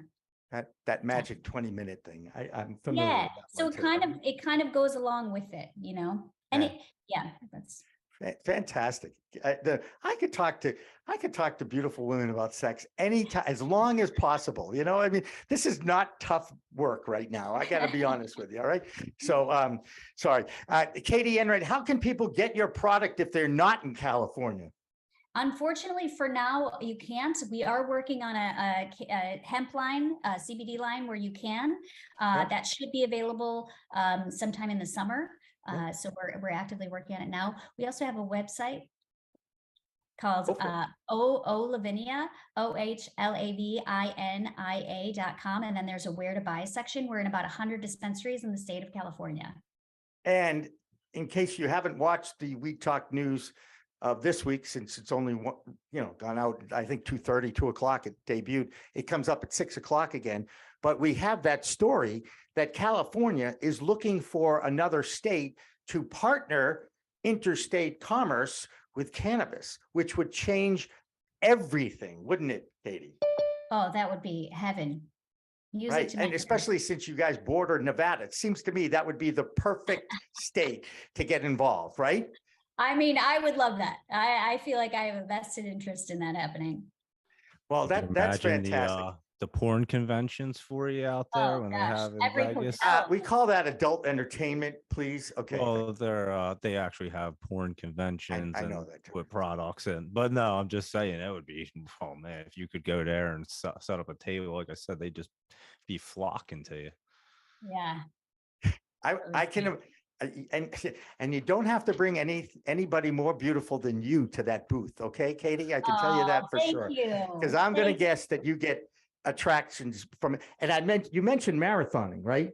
Yeah. So you do know I'm in the Boston area, right? Yeah. So one of the greatest broadcast thrills of my life was being able to call the end of the Boston Marathon in 1994. Wow. It was very cool. I'm pretty sure it was Cosmo Sindeti's third straight marathon. But that was, and for somebody who grew up on the course, I grew up in Newton, Mass, which is, right. Have you ever run Boston? No, I'm not that good. I mean, wait, hang on a second. Could you start a marathon and finish it? Yes. You're good. Okay, Barely. come on. I mean, I think the qualifying time for Boston is like 4 hours.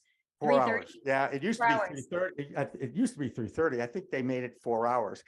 And you're right. It's not easy.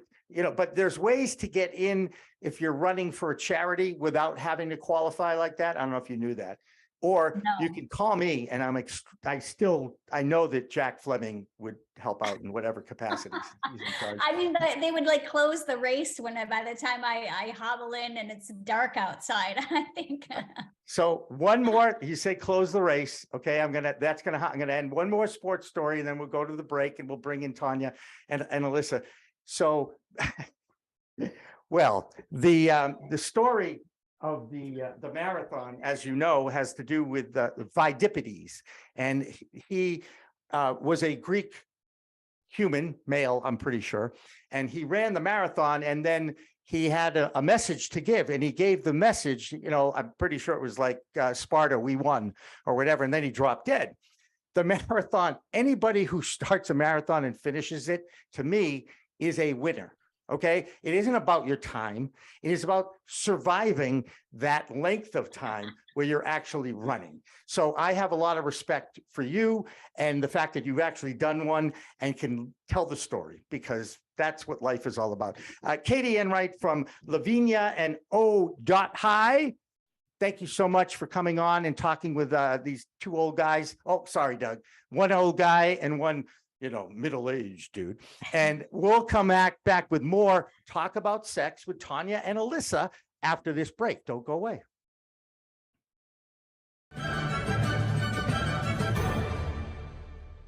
Weed Talk and In the Weeds are two productions of Pro Cannabis Media supported by Revolutionary Clinics, one of the top medical cannabis dispensaries in the Massachusetts area, now with 3 locations in Greater Boston, 2 in Cambridge and 1 on Broadway in Somerville. Rev Clinics has a patient-first mission. They will customize your needs as a medical patient with the proper titration and combination of strains, flavors, and products. Rev Clinics, where the patient comes first.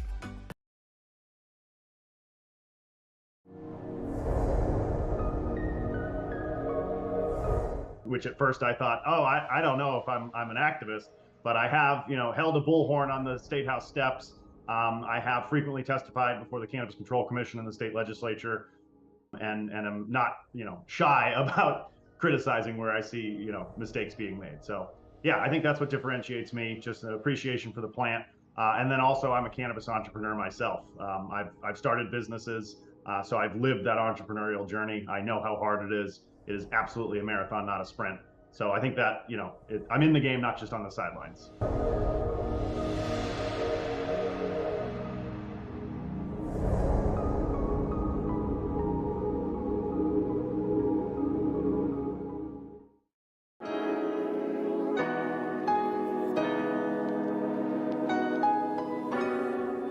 So the reality of the matter is, big banks and small banks are going to be different in a lot of ways.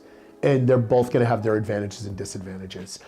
For a business like cannabis, you really have to have an integral knowledge of that business and a real granular knowledge of that business and the players involved in it. And that's why if you look at the banks that are successful to play in this space in Massachusetts, they are smaller banks that are very heavy, intensified personal touch, human communication, where you don't get a lot of that with the bigger banks.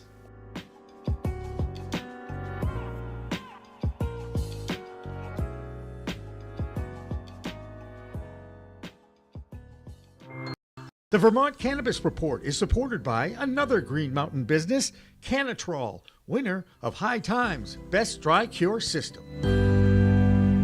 Check them out at cannatrols.com. All right, welcome back. I feel like I should go out and smoke a joint after that last half hour, Doug. What do you think? Right? I think I need to too. The after sex cigarette, if you will, or the joint, right? Welcome back to Green Rush Live for a Friday before Valentine's Day. And I'm going out on a limb thinking we have had such a fun time so far in this show. Maybe we'll do this as an annual event, that the Friday before Valentine's Day will always be about cannabis and sex. It certainly makes sense. And joining us are two people that I have a lot of respect for. One is Tanya Griffin from ooyes.love. Hi, Tanya. That's right. Oh, yes. Oh, yes. And we had Oh Hi. We had Oh Hi on, and now we have Oh Yes on. And right? we have Alissa on, which is Flower and Tonic. Alissa, can you talk a little bit about your website, what your hope is for your website, now what you're trying to develop? Sure. I embraced my picky standards, and I call them soccer mom standards. So I had a career in pharmaceutical sales, and I've shifted and, focusing on plant medicine, but I was a stay-at-home mom, and I understand the need for safety in these products. So I get very picky with the products I select, and have them match, like, if someone's looking for a substitute for Viagra, something that could, take its place, or for anxiety, to an alternative for pharmaceuticals, but really picking products made with intention. So very much like yours, Tanya. I don't know a lot about your brand yet, and I'm excited to learn more. But yeah, exactly. That's exactly what I'm looking for. People who have a very specific product they want to make, and intention. So. And Tanya has done plenty of R&D from what I understand. And is really, I consider her, I knew she was an expert the first time I met her. That's really what it came back to, Tanya. It was definitely like at first sight. I can tell you on my end anyway. Tanya, well, I have a lot of sex, if that counts. Yeah, and a lot of sex. Into my so I've spent, probably the last 15 years building vertically integrated cannabis companies on the THC side. I have dispensaries in Illinois right now, but my baby is definitely Oh Yes. So it's OO, 2 O's for orgasm. And, we've got 9 different products. Oh my gosh, Jimmy. Yeah, that's our Oh Yes. That's our O box, our Sexperience O box. So that, of course, is $69. And you get 4 of our products. I tied everything to sex, drugs, and rock and roll. My goal is really just to help people have more and better sex. Drop in. I built a sex quiz, which is free. Matches. Don't light yourself on fire, Jimmy. I'm not going to light myself on fire, but matches. This so is like one thing that is probably good to know, if you're not in time, we can get you stuff for Valentine's Day. If it's kind of, you turn it around pretty quickly, but we built this awesome Oh Yes sex quiz. Everything's done from your phone. You get to say, oh yes, oh no, maybe so, to 100+ sex acts, and we only share what you're willing to do together. And it, blows open communication. You may have a threesome in your night. Like, it can really help. Jimmy, you're still digging through the box. I know, of course I am. Going down is our oral sex elixir. What's in the box? Okay, you know that I was holding that one, huh? That's that just encourages oral sex if it's not happening. Should be like Start Me Up in there, maybe some Groove Grease, which is our massage oil candle. I put a lot of CBD and CBG. I flavor everything with terpenes. Something leaked because it's slippery. Yeah. You should not reuse those things. That's our water-based lube. I took it out of the closet. You got to clean up after yourself, Jimmy. All right. I do want to ask you about honey, because I know that you are involved. This has bee-fused honey. Well, it does. So my other company is Aha Honey, and we've got global patents where we feed honeybees a nectar rich in hemp. In the case of our Bee Wild Tantric Honey, which is an OES product, I feed them aphrodisiac herbs, Maria Puma, Cachuba, CBD. And so I wrap that raw, super bioavailable honey throughout all of the 9 products, whether it's Groove Grease, the massage candle. It's in Going Down. It's in the oral sex elixir for sure. So these are all CBD hemp-based products? Yeah, we're going into the Colorado and Illinois markets third quarter, but right now what Jimmy's got in his hand, I've infused it with CBD, CBG, a very particular terpenes, and our bee-fused honey. And then they're all natural botanicals as the base, either, premium coconut oil, the water-based lube. Obviously, I use Irish seaweed and propandiol, so I have to get a little into that mix. And then we've got a bunch of other products. We have a product called Wet, which does not have CBD, but I medicated that with sorbitol. It's, for getting your mouth wet for a good blowjob, or if you're smoking a joint. And then and then Unplugged, which is my just straight up silicone, lube. Good for you. What's your top selling product?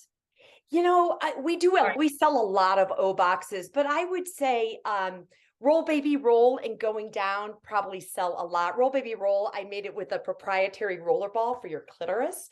So it rolls on, super cool. I kept everything under $25, out the door. So it was kept it so it fits in your hand. It's a little Myron glass jar that fits in your hand. So if you're in the middle of sex, you can pull it out from the pillow and use it quickly. So but the lubes probably sell better than anything. My favorite product is Groove Grease. It pairs well with any drug.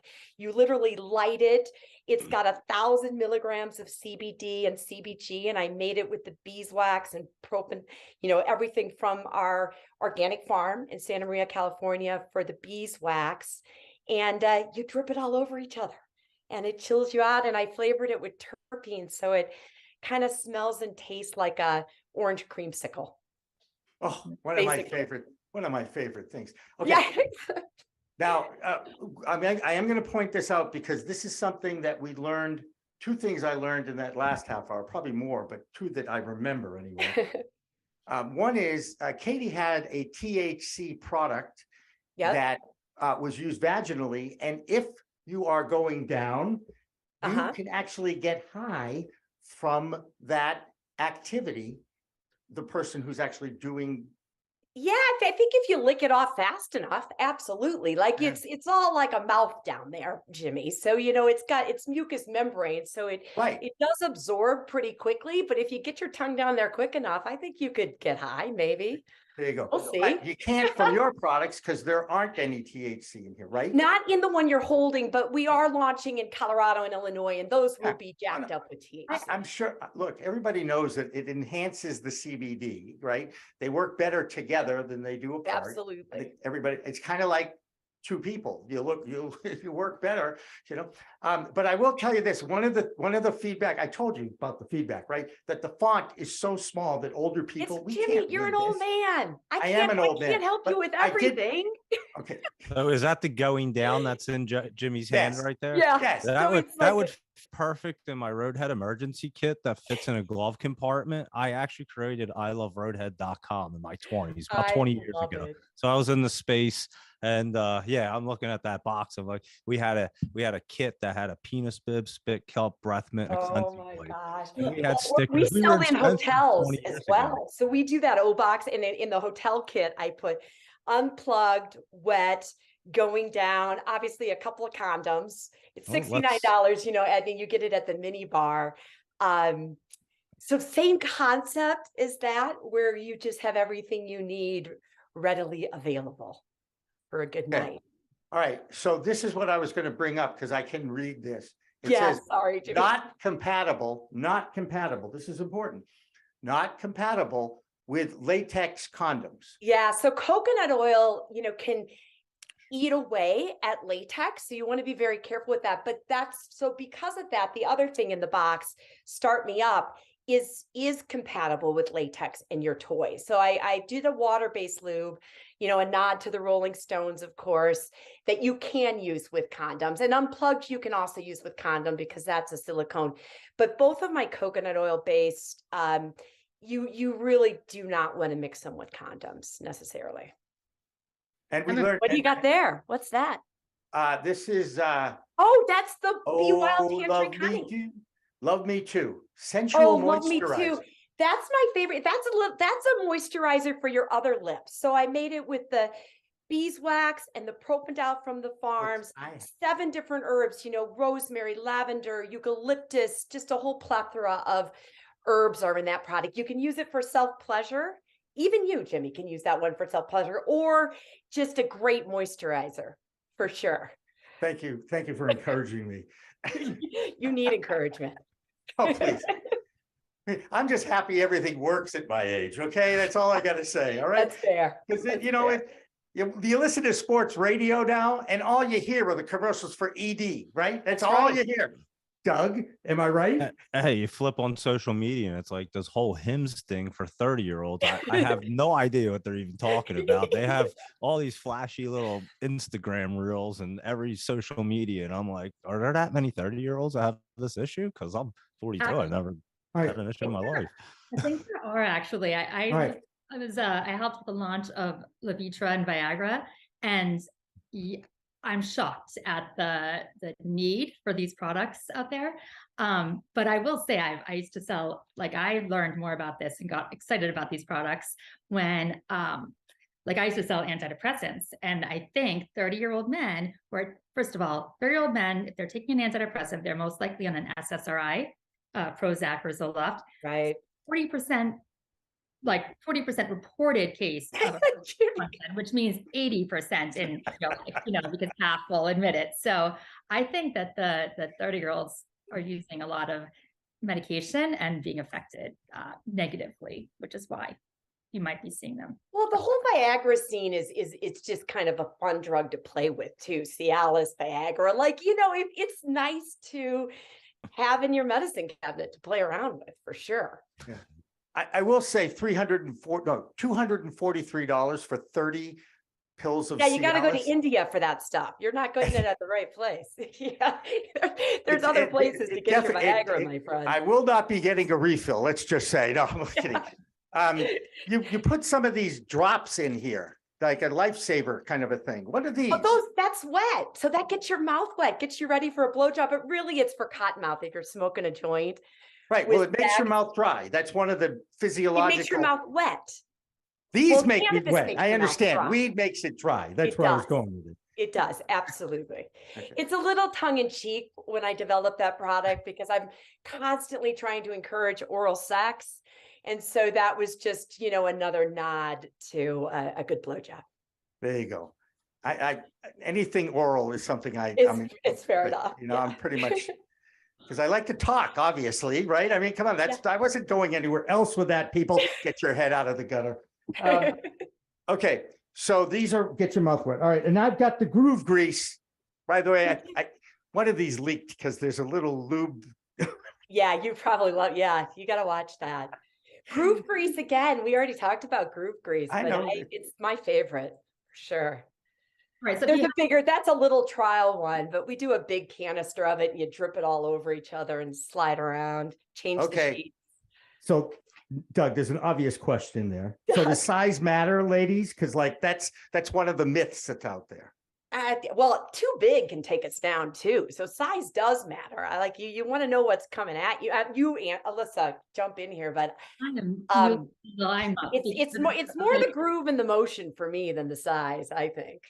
There you go. And that's why you like the groove grease so much, because it greases up your approved for every hole. Yeah. I mean, every hole. You don't there you need go. the lube when you got By the way, can I get involved with making the commercials of these things? Because there is so much fun that you can have with the double meanings, right? Yes. It's very cool. And obviously I love your logo too. Ooh, yes. Okay. And how long have your products been available? About 2 years. I took a little break, so I'm just catching up, but it's exactly the type of product that come inside. I'm holding it up to the camera, and Tanya already read it, so rise that up. Come inside. Okay. Doug, I'm going to throw it to you because I'm totally flabbergasted now. I'm not quite sure. I have to calm down. I have to have a cigarette, I think, because I need to relax after all this talk. Go ahead. All right, ready. So I actually still have a question about the honey, because I was looking at everything and I'm amazed by the honey. So you feed these bees CBD Yeah, it's pretty amazing. We create a proprietary nectar, and the bees chew. They're free range. Our farms are in Santa Maria, California. And the bees, if you go on ahahoney.com, like Kanye's song, I don't know if I should have said that, but like honey.com, you can watch the bees making this honey, but they literally are eating this beautiful nectar, digest it, and we get a single ingredient raw honey, which is not only water soluble, but then of course, analogous to nanoemulsification, super bioavailable, because the bees are my extractor. Wow. They're extracting the product, and so I wrap that level. through. I would in a heartbeat. I wouldn't even, like, I lab test everything. You are legit. I can tell. Like, you know, your knowledge is insane. It's vast. And by the way, she's a regular on podcasts. So pretty much anytime I get solicited for a podcast, I'm like, oh, look, Tanya's been on this one. Yeah. Oh, look, Tanya's been on that one too. What you're saying with the bioavailability in the vagina, you know, and the it's so great, Alissa. Like, yeah.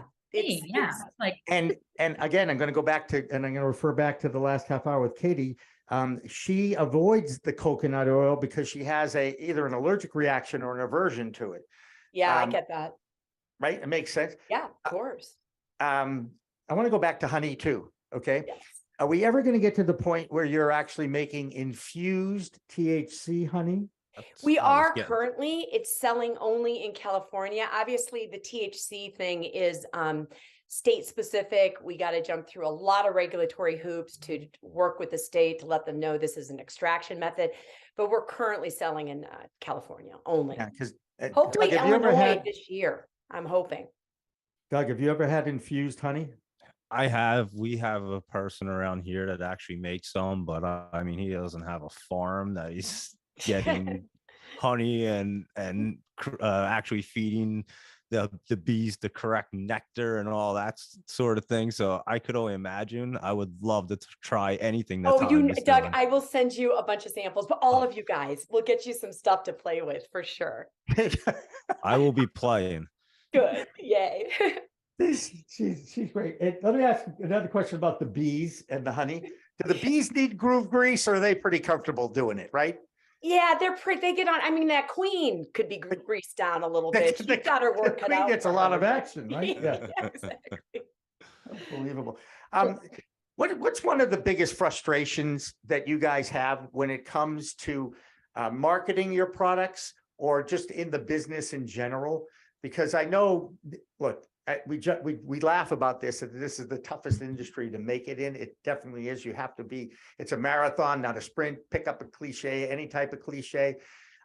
There are challenges, and you've already alluded to them, Tanya, in California, because in order to sell anything with THC in it, you have to be a licensed manufacturer, correct? Or have an agreement with a licensed manufacturer. But yes, you have to work under a license, and that's problematic. And mostly it's problematic from the standpoint of the CPG brand, because you're left with just no meat on the bone. So when I go into a state like Illinois, I'm doing that almost as a loss leader, because I want to create the THC experience.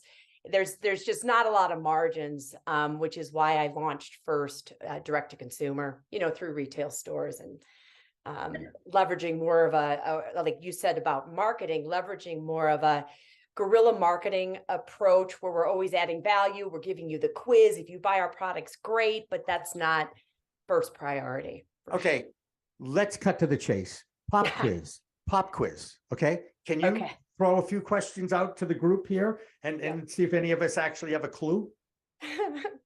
Do you have something that you could call on or not? You don't have anything? No questions like off the top of your head? Are we popping you the quiz, or are you popping us the quiz? No. I don't know enough about this crap. Have I ever right now is what I think is going on.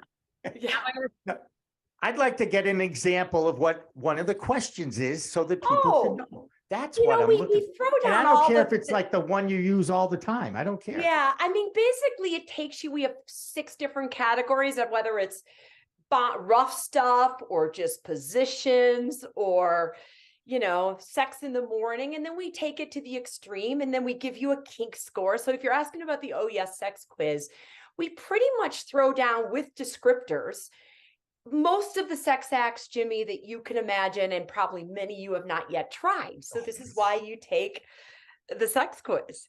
And then we've got secondary ones. We built a 2.0 version. So we've got, you know, influencers and OnlyFans individuals that use it to take it with other people. So we kind of have blown it open. But the point of it, whatever you're asking, whether you're up for an orgy or a threesome or just missionary style, whatever you want, the key is that you're talking about it. That's the trick. How do you get invited to an orgy? Yes, Alissa. I would like to understand more about cortisol. And I'd like to lower my cortisol. And I'm pretty convinced orgasms are yoga, maybe if you do it 12 hours, but that's the new insight to me. And I'm like, wow, because women and cortisol, it's our fight or flight. And I've learned recently that that's significantly affected by. Well, it is significant. I think it is. And I wrote an article about this, which is on our website, but basically looking at cortisol, but also looking at dopamine, serotonin, prolactin. So when you have an orgasm, you're releasing those things. And we trigger those endorphins also through the endocannabinoid system. Like when we're putting pressure on CB1 and CB2 receptors, we're kind of getting that hit too. But guys, come every day. Have sex every day. It can be with yourself, Jimmy. It doesn't have to be with somebody else. But every day you should be having sex, right? I always have a personal menage a trois with me, myself, and I. Is that really what you're saying? Yes. I get it. Okay. I know, but the 3,000 miles between us means it's not a true menage a trois. It's pretty safe at this point, for sure. That's right. For sure. And anyway, look, guys, we're up against the top of the hour, which is the time that we get to say goodbye and let you all plug your products and all that neat stuff. But one last comment, okay? And this is kind of serious, because I remember Tanya talking about this on our last little interview. By the way, I didn't tell you that we reran it with Dr. Mary between 4 and 4:50 today. 4:10. Oh, that's nice. So on the repeat of the live feed, it'll have that on there too. The importance of communication with your partner, right? Critical. That's the right. I mean, isn't that? Well, how do you get what you want if you're not communicating, right? If you want that threesome, you got to ask for it sometimes. There you go. It's just as simple as that, right? Yeah. Doug, communication. It's very important. The worst you can get is a no. That's right. That's right. And Alissa, communication. Working on it. Yeah. Working. So cute. Oh, it's great. You guys are awesome. I knew this would be a fun show. Absolutely. You know, and why I didn't think about Valentine's Day before the fact that I had to produce a show on Friday and come up with a theme is just kind of typical where my brain is at. Okay. Okay. Alissa, flowerandtonic.com. Is that how people can find your It is. And stuff? I'm hoping to add your product. I can tell already you're the real deal. I will. Yeah. Give me your information. I'll get you guys products for sure. There you go. I have their information and I'll share that. I'll share that. And another plug, Tanya, ooyes.love. Yeah, ooyes.love. Go take the sex quiz for sure. Take the sex quiz right there. Find your O's. Yes, find your O's. Find your O's, your Oreos and your orgasm O's, okay? So anyway, thank you both for coming on. I appreciate it. Doug, always a pleasure. I guarantee you've never been on a show like this before, right? We actually did a show for Howard Stern, and this might have been way crazier than that. Yeah. So say no more. I forgot who I was asking, Mr. Roadhead. Okay, I get it. Okay. Right. Roadhead, that was right. That was your other so you had an Instagram product back in the day as well? Or that's impressive, Doug. I love roadhead.com. The website's still up. It's t-shirts and stickers. It used to be in Spencer's 20 years ago. It was fun. We had a good time. That's You're awesome. the odd one out because I own tapouttonic.com. So I think you're the only one without a sex domain name now. There you go. Hey, either way, AI doesn't like cannabis and it doesn't like sex. Yeah, I think we sex know and that, drugs right? are not its thing. We've had it for so long. I guess they just never even can't shut it down at this point. We're grandfathered in. We're so old. Yeah. There you go. And none of you are as old as I am. Just remember that. All right. Look, that's going to wrap it up here for another Friday edition of Green Rush Live. I'm Jimmy Young, the founder of Pro Cannabis Media. Please stay tuned because this week's Weed Talk News is coming up next on all the Pro Cannabis Media platforms that we have, and especially here on YouTube as well, but also on our Roku channel, our Apple channel, and the homepage of Pro Cannabis Media, which now has that live 24/7 feed on that homepage. So if you say, how can I get it? How can I get it? You've heard of the internet. You go to our website, you push the little arrow, and bingo, up comes the content. So thank you all for watching. Remember, it's a whole new world of weed out there. Use it responsibly. We'll see you next Friday on Green Rush Live. Coming up on We Talk News this week, a federal judge says if you smoke weed, you are entitled to own a gun. The judge calls the government policy blocking gun ownership by weed users as concerning. He rules that it violates the constitutional rights to bear arms, whether they use cannabis or not. Weed giant Canopy Growth is cutting their job force and shutting down a grow facility in Ontario. Deborah Borchardt has that story. New York State is getting ready to require health insurance providers to reimburse medical marijuana patients. And California is looking for another state to partner on a plan to create interstate commerce for cannabis legally. MedMen is on fumes as their mismanagement could be close to shutting down their whole operation. All that on We Talk News with Alaina Pinto. Next. We are Pro Cannabis Media.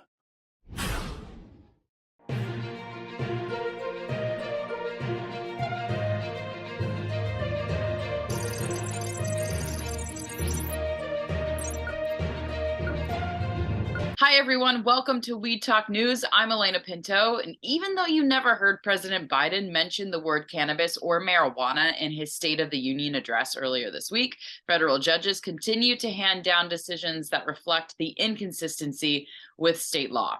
In Oklahoma, a federal judge there says the government's practice of banning gun ownership for users of cannabis is unconstitutional. Yes, it's the Second Amendment and the right to bear arms that paved the way for Judge Patrick Wyrick to hand down his decision in a Western Oklahoma federal courthouse. The judge also said that the, quote, mere use of marijuana does not involve violent, forceful, or threatening conduct. The Department of Justice in Washington, D.C. is likely to appeal Judge Wyrick's ruling to a higher federal court. No pun intended on that one. Another state, though, attached to Oklahoma is Missouri, and that state opened up its adult use legal sales of cannabis this week. It was pretty popular since the Show Me State set records for an opening day weekend. Our Missouri correspondent, Brendan Jones, found a local business that is thriving now that all adults can buy legal weed. What's up, everybody? It's Brandon Jones from B Green Distribution with Missouri Cannabis Report for We Talk News. I'm here at Funky Skunk in... Where am I at? Raymore? Raytown. Shit, I keep forgetting Kansas City runs all together. So I'm here in Raytown with my buddy Rod and James here. Rod's one of the co-owners, and then James runs here and also does growing classes. They actually taught storing and curing today. What do you know? Boostman came for the storing and curing kit glass. But just wanted to talk about what you guys got going on here. It's a consumption lounge by membership. Yeah, consumption lounge. Oh, my bad. Yeah, you're consumption lounge by membership, monthly and daily. And we always educating. We also do Missouri medical cards. We got a doctor on staff. So if anybody needs that, we also offer that. And then my guy James here. I'm honestly just a member. I'm here daily, operating the dab bar, providing the information you need to make sure you liaison with the doctor, things of that nature. We also provide clones, access to seeds. If you don't have utensils at home to use all that new recreational that you're getting, come down here. We have plenty of different utensils that you can use while you're down here at the social lounge so that you can use your product however you want. And you guys have apparel here, other stuff, just fun stuff, ancillary products and stuff like that to go along with, while you're here to be able to enjoy your cannabis. And it's a safe environment where people who are like-minded can come here. And especially with, rec passing, have you guys seen any uptick or change or? I've seen a lot more people smoking in parking lots lately. So stop smoking in parking lots. Come on over here to the Funky Skunk. Get your membership. Sit down here. Enjoy time with it. Matter of fact, I run deals all the time. If you can beat me on the Nintendo, you'll win something nice. I promise. Yeah, Missouri sales were crazy over the weekend. Over 12 million, 8.5 from rec, and a little over 4.5 from the medical market. So still pretty big turnout from the medical market, just trying to support. Another reason to buy cannabis here in Missouri. We're all here to try to support. So again, thanks again for all you guys do, helping the community, educating, and having a safe place for all the people to consume here in Missouri. So if you get a chance, come down here, check out the Funky Skunk, see the classes that he teaches every week, right? Every Wednesday at 6:30, generally here at the Funky Skunk. So really appreciate you guys. On all social media, we're at a Funky Skunk KC on Facebook, Instagram, and then also our website, Funky Skunk KC. That's with 2Ks.com.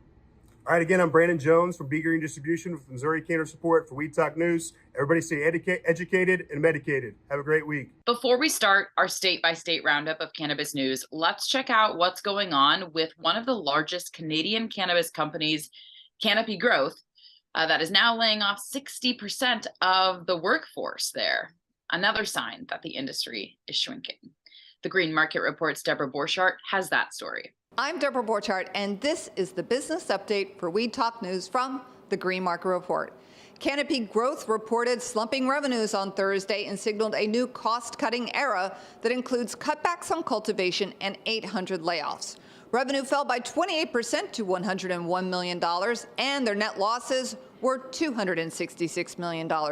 Their cash and short-term investments fell from $1.3 billion at the end of March to just $789 million at the end of December.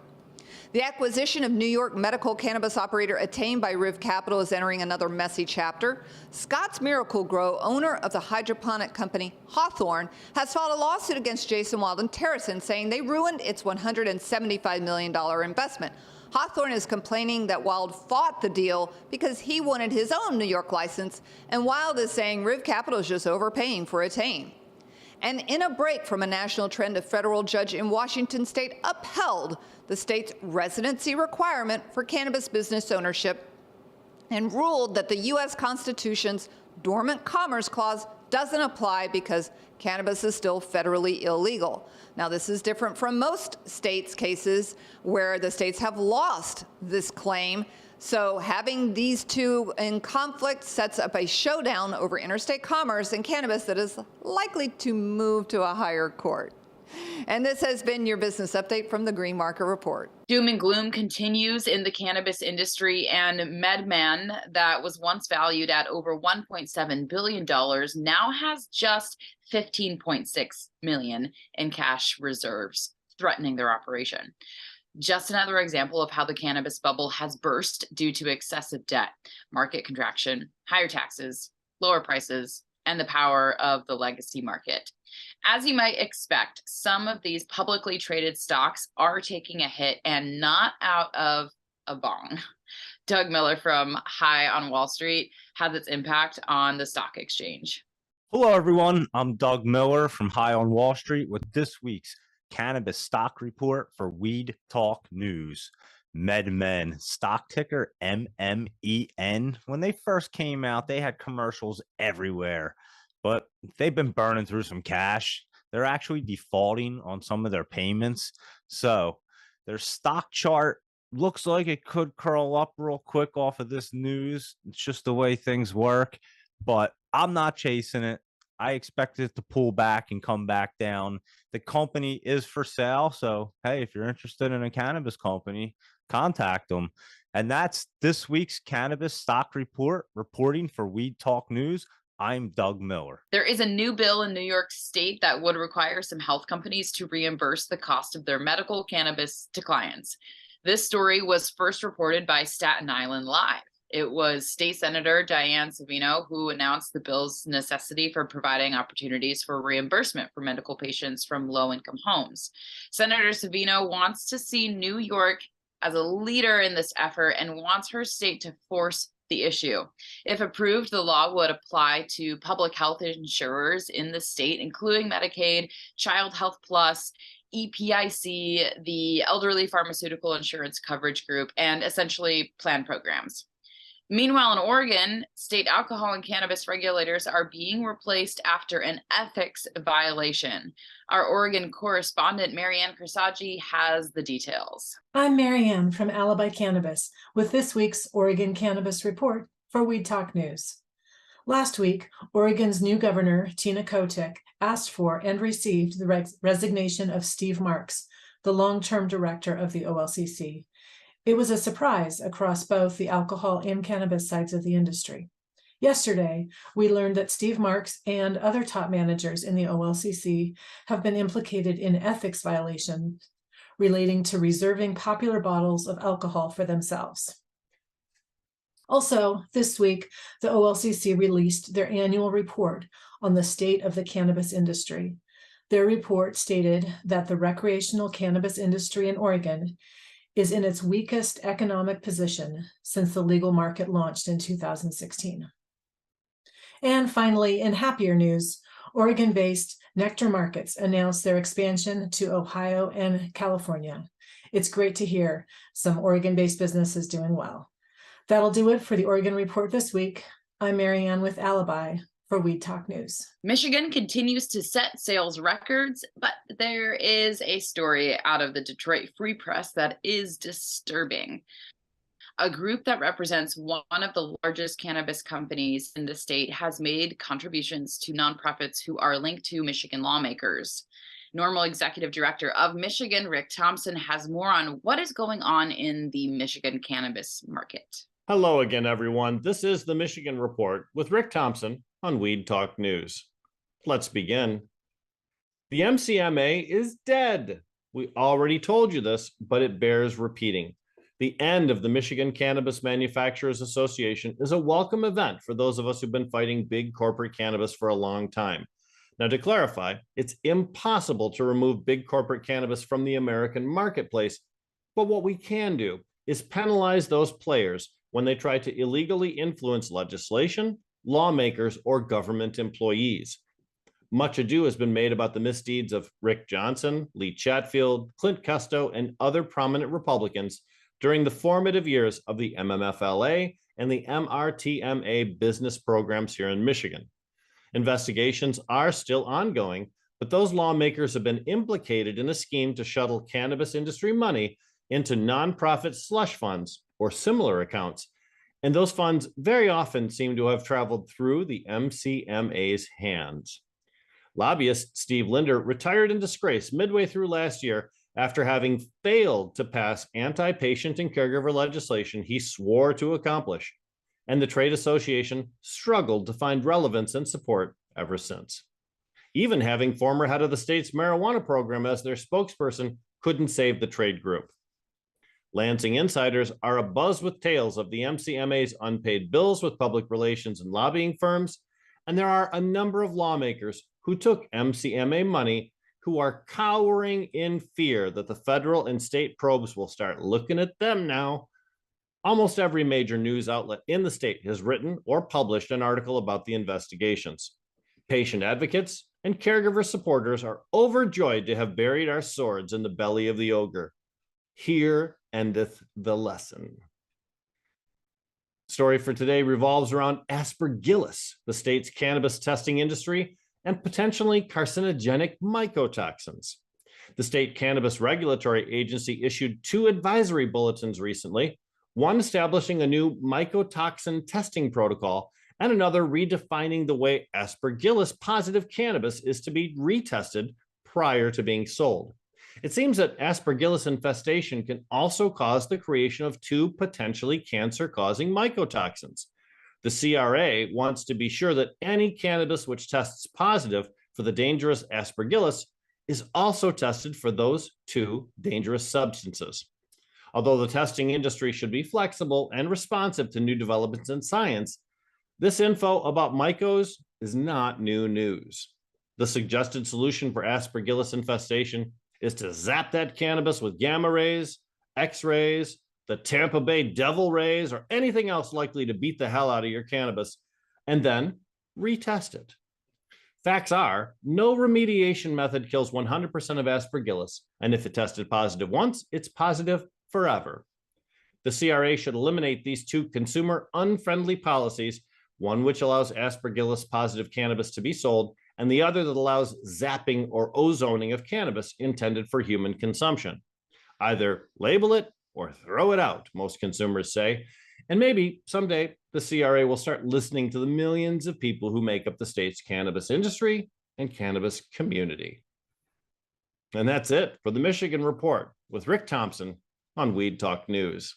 The long Florida legalization effort for legal adult use of cannabis continues. It's been a frustrating road for state advocacy groups like Regulate Florida, where efforts have been tried and then rejected over the past few years. It is certainly not for lack of trying, but the Smart and Safe Florida initiative did get a boost for multi-state operator Trulieve that holds a majority share of dispensaries in the Sunshine State. That MSO donated $20 million to the ballot initiative. Now it's up to Florida Supreme Court in judicial review.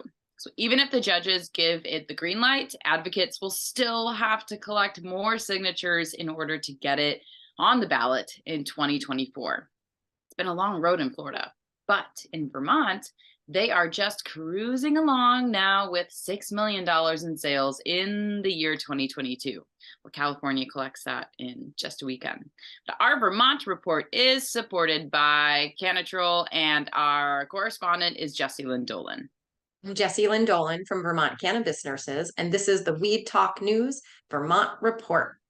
The Vermont Cannabis Control Board issued a first ever consumer protection warning and pulled all cannabis products from the Holland Cannabis Company off of retail shelves.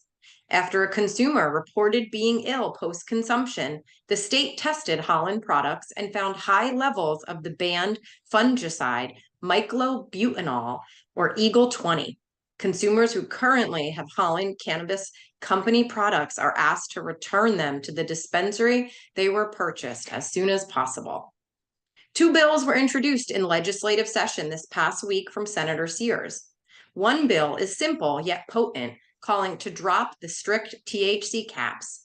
The other bill looks to address numerous issues from medical program reforms to increasing allowable milligrams per edible packages and creating a nursery license for adult use, as well as asking for funding to hire more employees for the Cannabis Control Board. Vermont Growers Association hosted a community discussion with local licensed cultivators on February 9th to connect, share experiences and challenges from the market's average price per pound to compliance and product registration.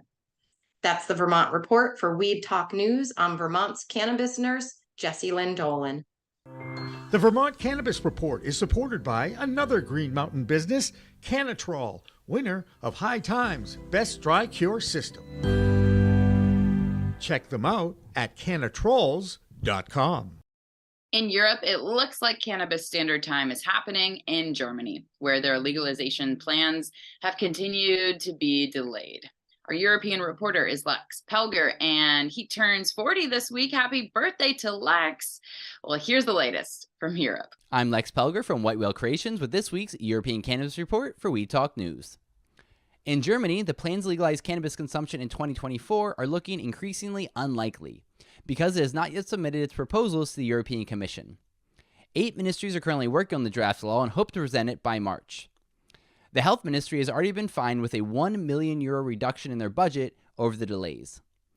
Like Luxembourg, who announced a goal to legalize 3 years ago, Germany's cannabis plans may be derailed by EU bureaucrats who prefer the status quo. In Switzerland, Basel began its adult use cannabis trial. 9 pharmacies can now sell cannabis to 180 people who have a cannabis ID card. In 6 months, 200 more cannabis users will join them so they can do a compare and contrast study of the health effects on the participants. The study is scheduled to last 2.5 years. Meanwhile, in Malta, the EU leader in legalizing cannabis, they announced the guidelines for their social clubs where cannabis will be sold. Last year, the country decriminalized possession of 7 grams and the cultivation of 4 plants. But this will be the first legal sales. The clubs will be required to cultivate their cannabis out of sight of the public, grow from seeds sourced in the EU, be 250 meters from schools, and have closed-circuit television systems installed. The application fee started around €10,000, money must be put aside for harm reduction initiatives, and the pricing is required to be close to the black market. Critics argue that these onerous costs will benefit a few rich players instead of creating a network of small community organizations. That's the European Cannabis Report for this week. For more on the science side, see my newsletter on Substack, Cannabinoids and the People. I'm Lex Pelger from White Whale Creations reporting for Weed Talk News. In California, there is movement to usurp federal law for interstate commerce when it comes to cannabis. The Department of Cannabis Control in the Golden State sent an 8-page letter to the office of that state's attorney general that laid out the legal argument for how California could sidestep federal obstacles if state officials decide to greenlight exports of cannabis across state lines. They just need another state to agree to become a trade partner. So you want to know why it always takes time for reform of cannabis at the federal level? Well, legal challenges to residency requirements for licensees was shot down in Maine in a federal court in August of 2022, but in Washington state this week, they were preserved. Matthew Friedlander has more from Washington state. Hello, everyone. This is Matthew Friedlander coming to you from the owner's office here at Skagit Organics with the Washington State Cannabis Report for Weed Talk News. So we've got a little bit of breaking news for you today. Less than 24 hours ago, a U.S. district judge upheld the residency requirement for cannabis business ownership here in Washington. So you have to be a resident of Washington State, live here for a certain amount of time before you're allowed to have ownership in a cannabis business here. This comes in contrast to a ruling out of Maine, previous ruling by a federal judge that struck down these requirements as unconstitutional. So to address that, here in Washington, there currently is some legislation moving through that would loosen the restrictions around residency requirements. So we'll see how that all plays out over the next month or two. Some other interesting legislation coming up. There is a bill that would create a cannabis commission for research and education around cannabis. And there have been 2 high potency bills brought recently. One would put a 60% tax on anything over 35%. And the other one just outright bans all products 35% or higher in THC. Let that sink in for a bit. Not great legislation. Anyways, that's some of the things that are going on here in Washington. My name is Matthew with the Washington State Cannabis Report for Weed Talk News. We've got 2 stories from here in the Bay State of Massachusetts. One is a milestone in sales, and the other is a bill filed to help right a wrong for the medical market. PCM founder Jimmy Young has those stories for us today, brought to you by Holyoke Cannabis. Hi, everyone. I'm Jimmy Young with this week's Massachusetts Cannabis Report, brought to you by Holyoke Cannabis. You know, there's been a lot of weed sold in the Bay State in 2022, and even more between 2018 and now. Get out your calculators, because despite the decline in price, the state has now passed the $5 billion threshold in sales since adult use of cannabis started in 2018. Now, year-over-year growth from 21 to 22 was only 7%, much less than the 69% from 2020 to 21. In total, $1.7 billion in sales was another record for 1 year, with adult use at $1.4 billion and only $271 million in medical sales. Now, there was a decline of 41% in prices for flower, and the average price for an ounce dropped from $365 an ounce to $216. Those figures courtesy of the state's Cannabis Control Commission. Needless to say, it's tougher to be in business if your dispensary is just a medical one.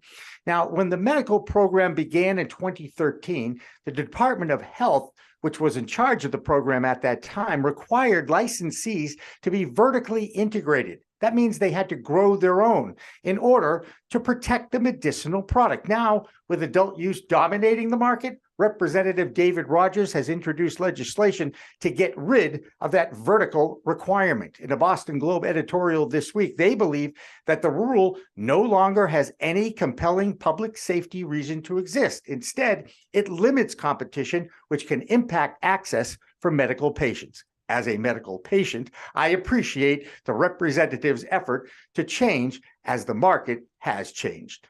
That's the Massachusetts Cannabis Report, brought to you by Holyoke Cannabis. I'm Jimmy Young reporting for Weed Talk News. Bay State Cannabis Report is supported by Holyoke Cannabis, Holyoke's finest cannabis recreational experience.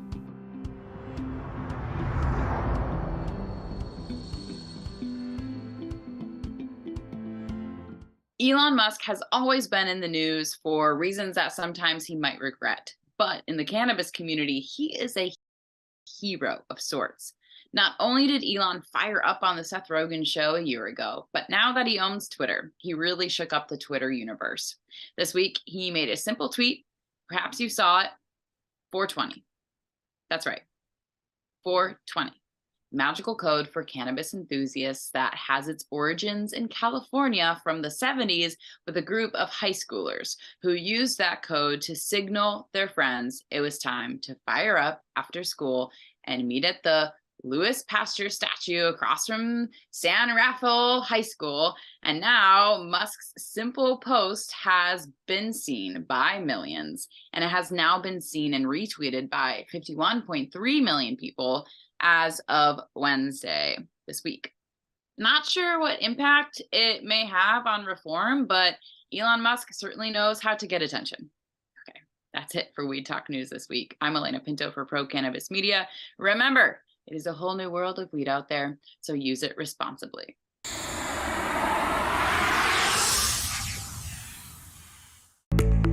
It's a whole new world of weed out there, isn't it? Everyone is learning new ways to titrate, ingest, consume, imbibe, and engage with this plant medicine we call cannabis. Hi, I'm Jimmy Young, the founder of Pro Cannabis Media and the host of In the Weeds, and once in a while, the really live business cannabis talk show we call Green Rush on Friday afternoons from 4 p.m. to 6 p.m. Eastern.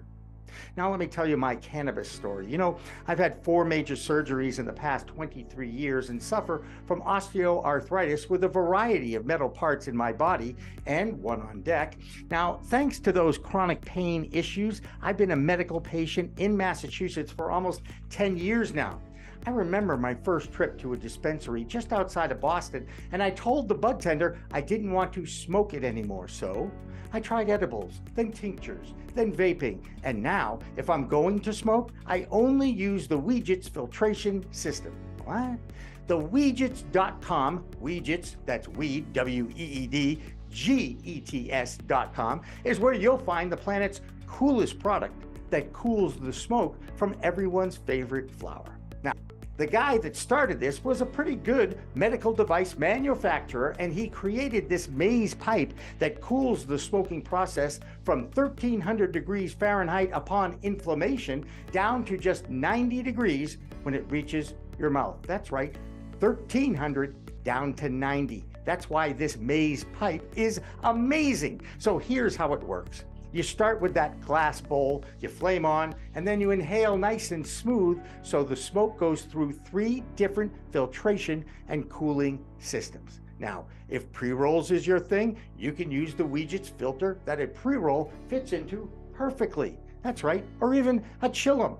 The more filters, the smoother the draw. Best of all is the price. You can get all this, or one or the other, for just a few bucks. It'll cool your smoke and you'll give your lungs a break. Now, add in the code of PCM TV and you get 15% off. So just go to Weegets.com and check out the best way to enjoy a cooler smoke with less coughing and hacking and more peace of mind.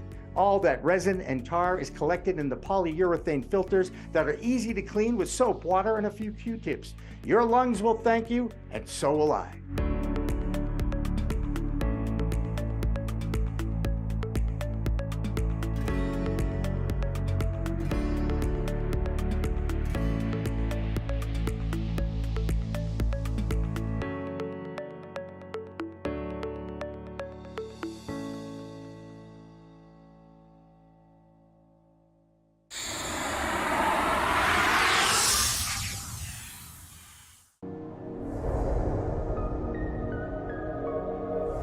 Which at first I thought, oh, I don't know if I'm an activist, but I have, held a bullhorn on the State House steps.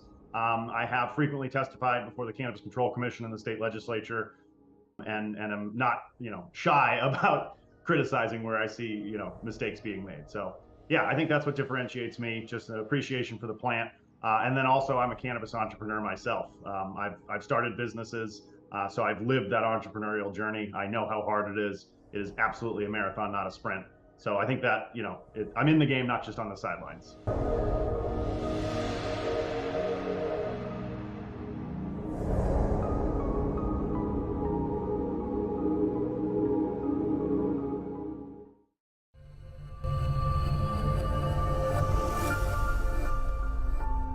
As a broker, we have access to many, many cannabis carriers. So I will go in with 2 or 3 quotes for people. The quotes might be $20,000 for one, $22,000 for another, $17,500 for another. Pretty close among the 3. What I tell people is it's not the pricing, it's what's included and not included, meaning exclusions. An exclusion in layman's terms is just something that's not included. It's not on the menu. So it's just not included. But if you don't know that, if no one shows you that on page 71 of a 150-page policy, you're not going to know. No one knows. I never met one person that says they read an insurance policy. If you do, I got some property in Florida for you.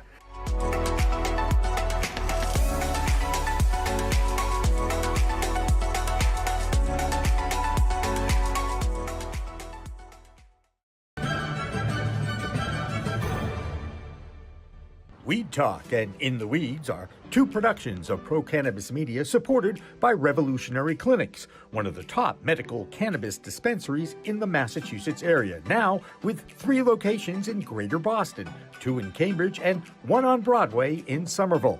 Rev Clinics has a patient-first mission. They will customize your needs as a medical patient with the proper titration and combination of strains, flavors, and products. Rev Clinics, where the patient comes first.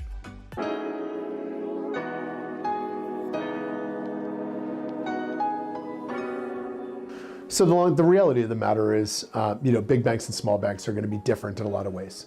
And they're both going to have their advantages and disadvantages. For a business like cannabis, you really have to have an integral knowledge of that business and a real granular knowledge of that business and the players involved in it. And that's why if you look at the banks that are successful to play in this space in Massachusetts, they are smaller banks that are very heavy, intensified personal touch, human communication, where you don't get a lot of that with the bigger banks.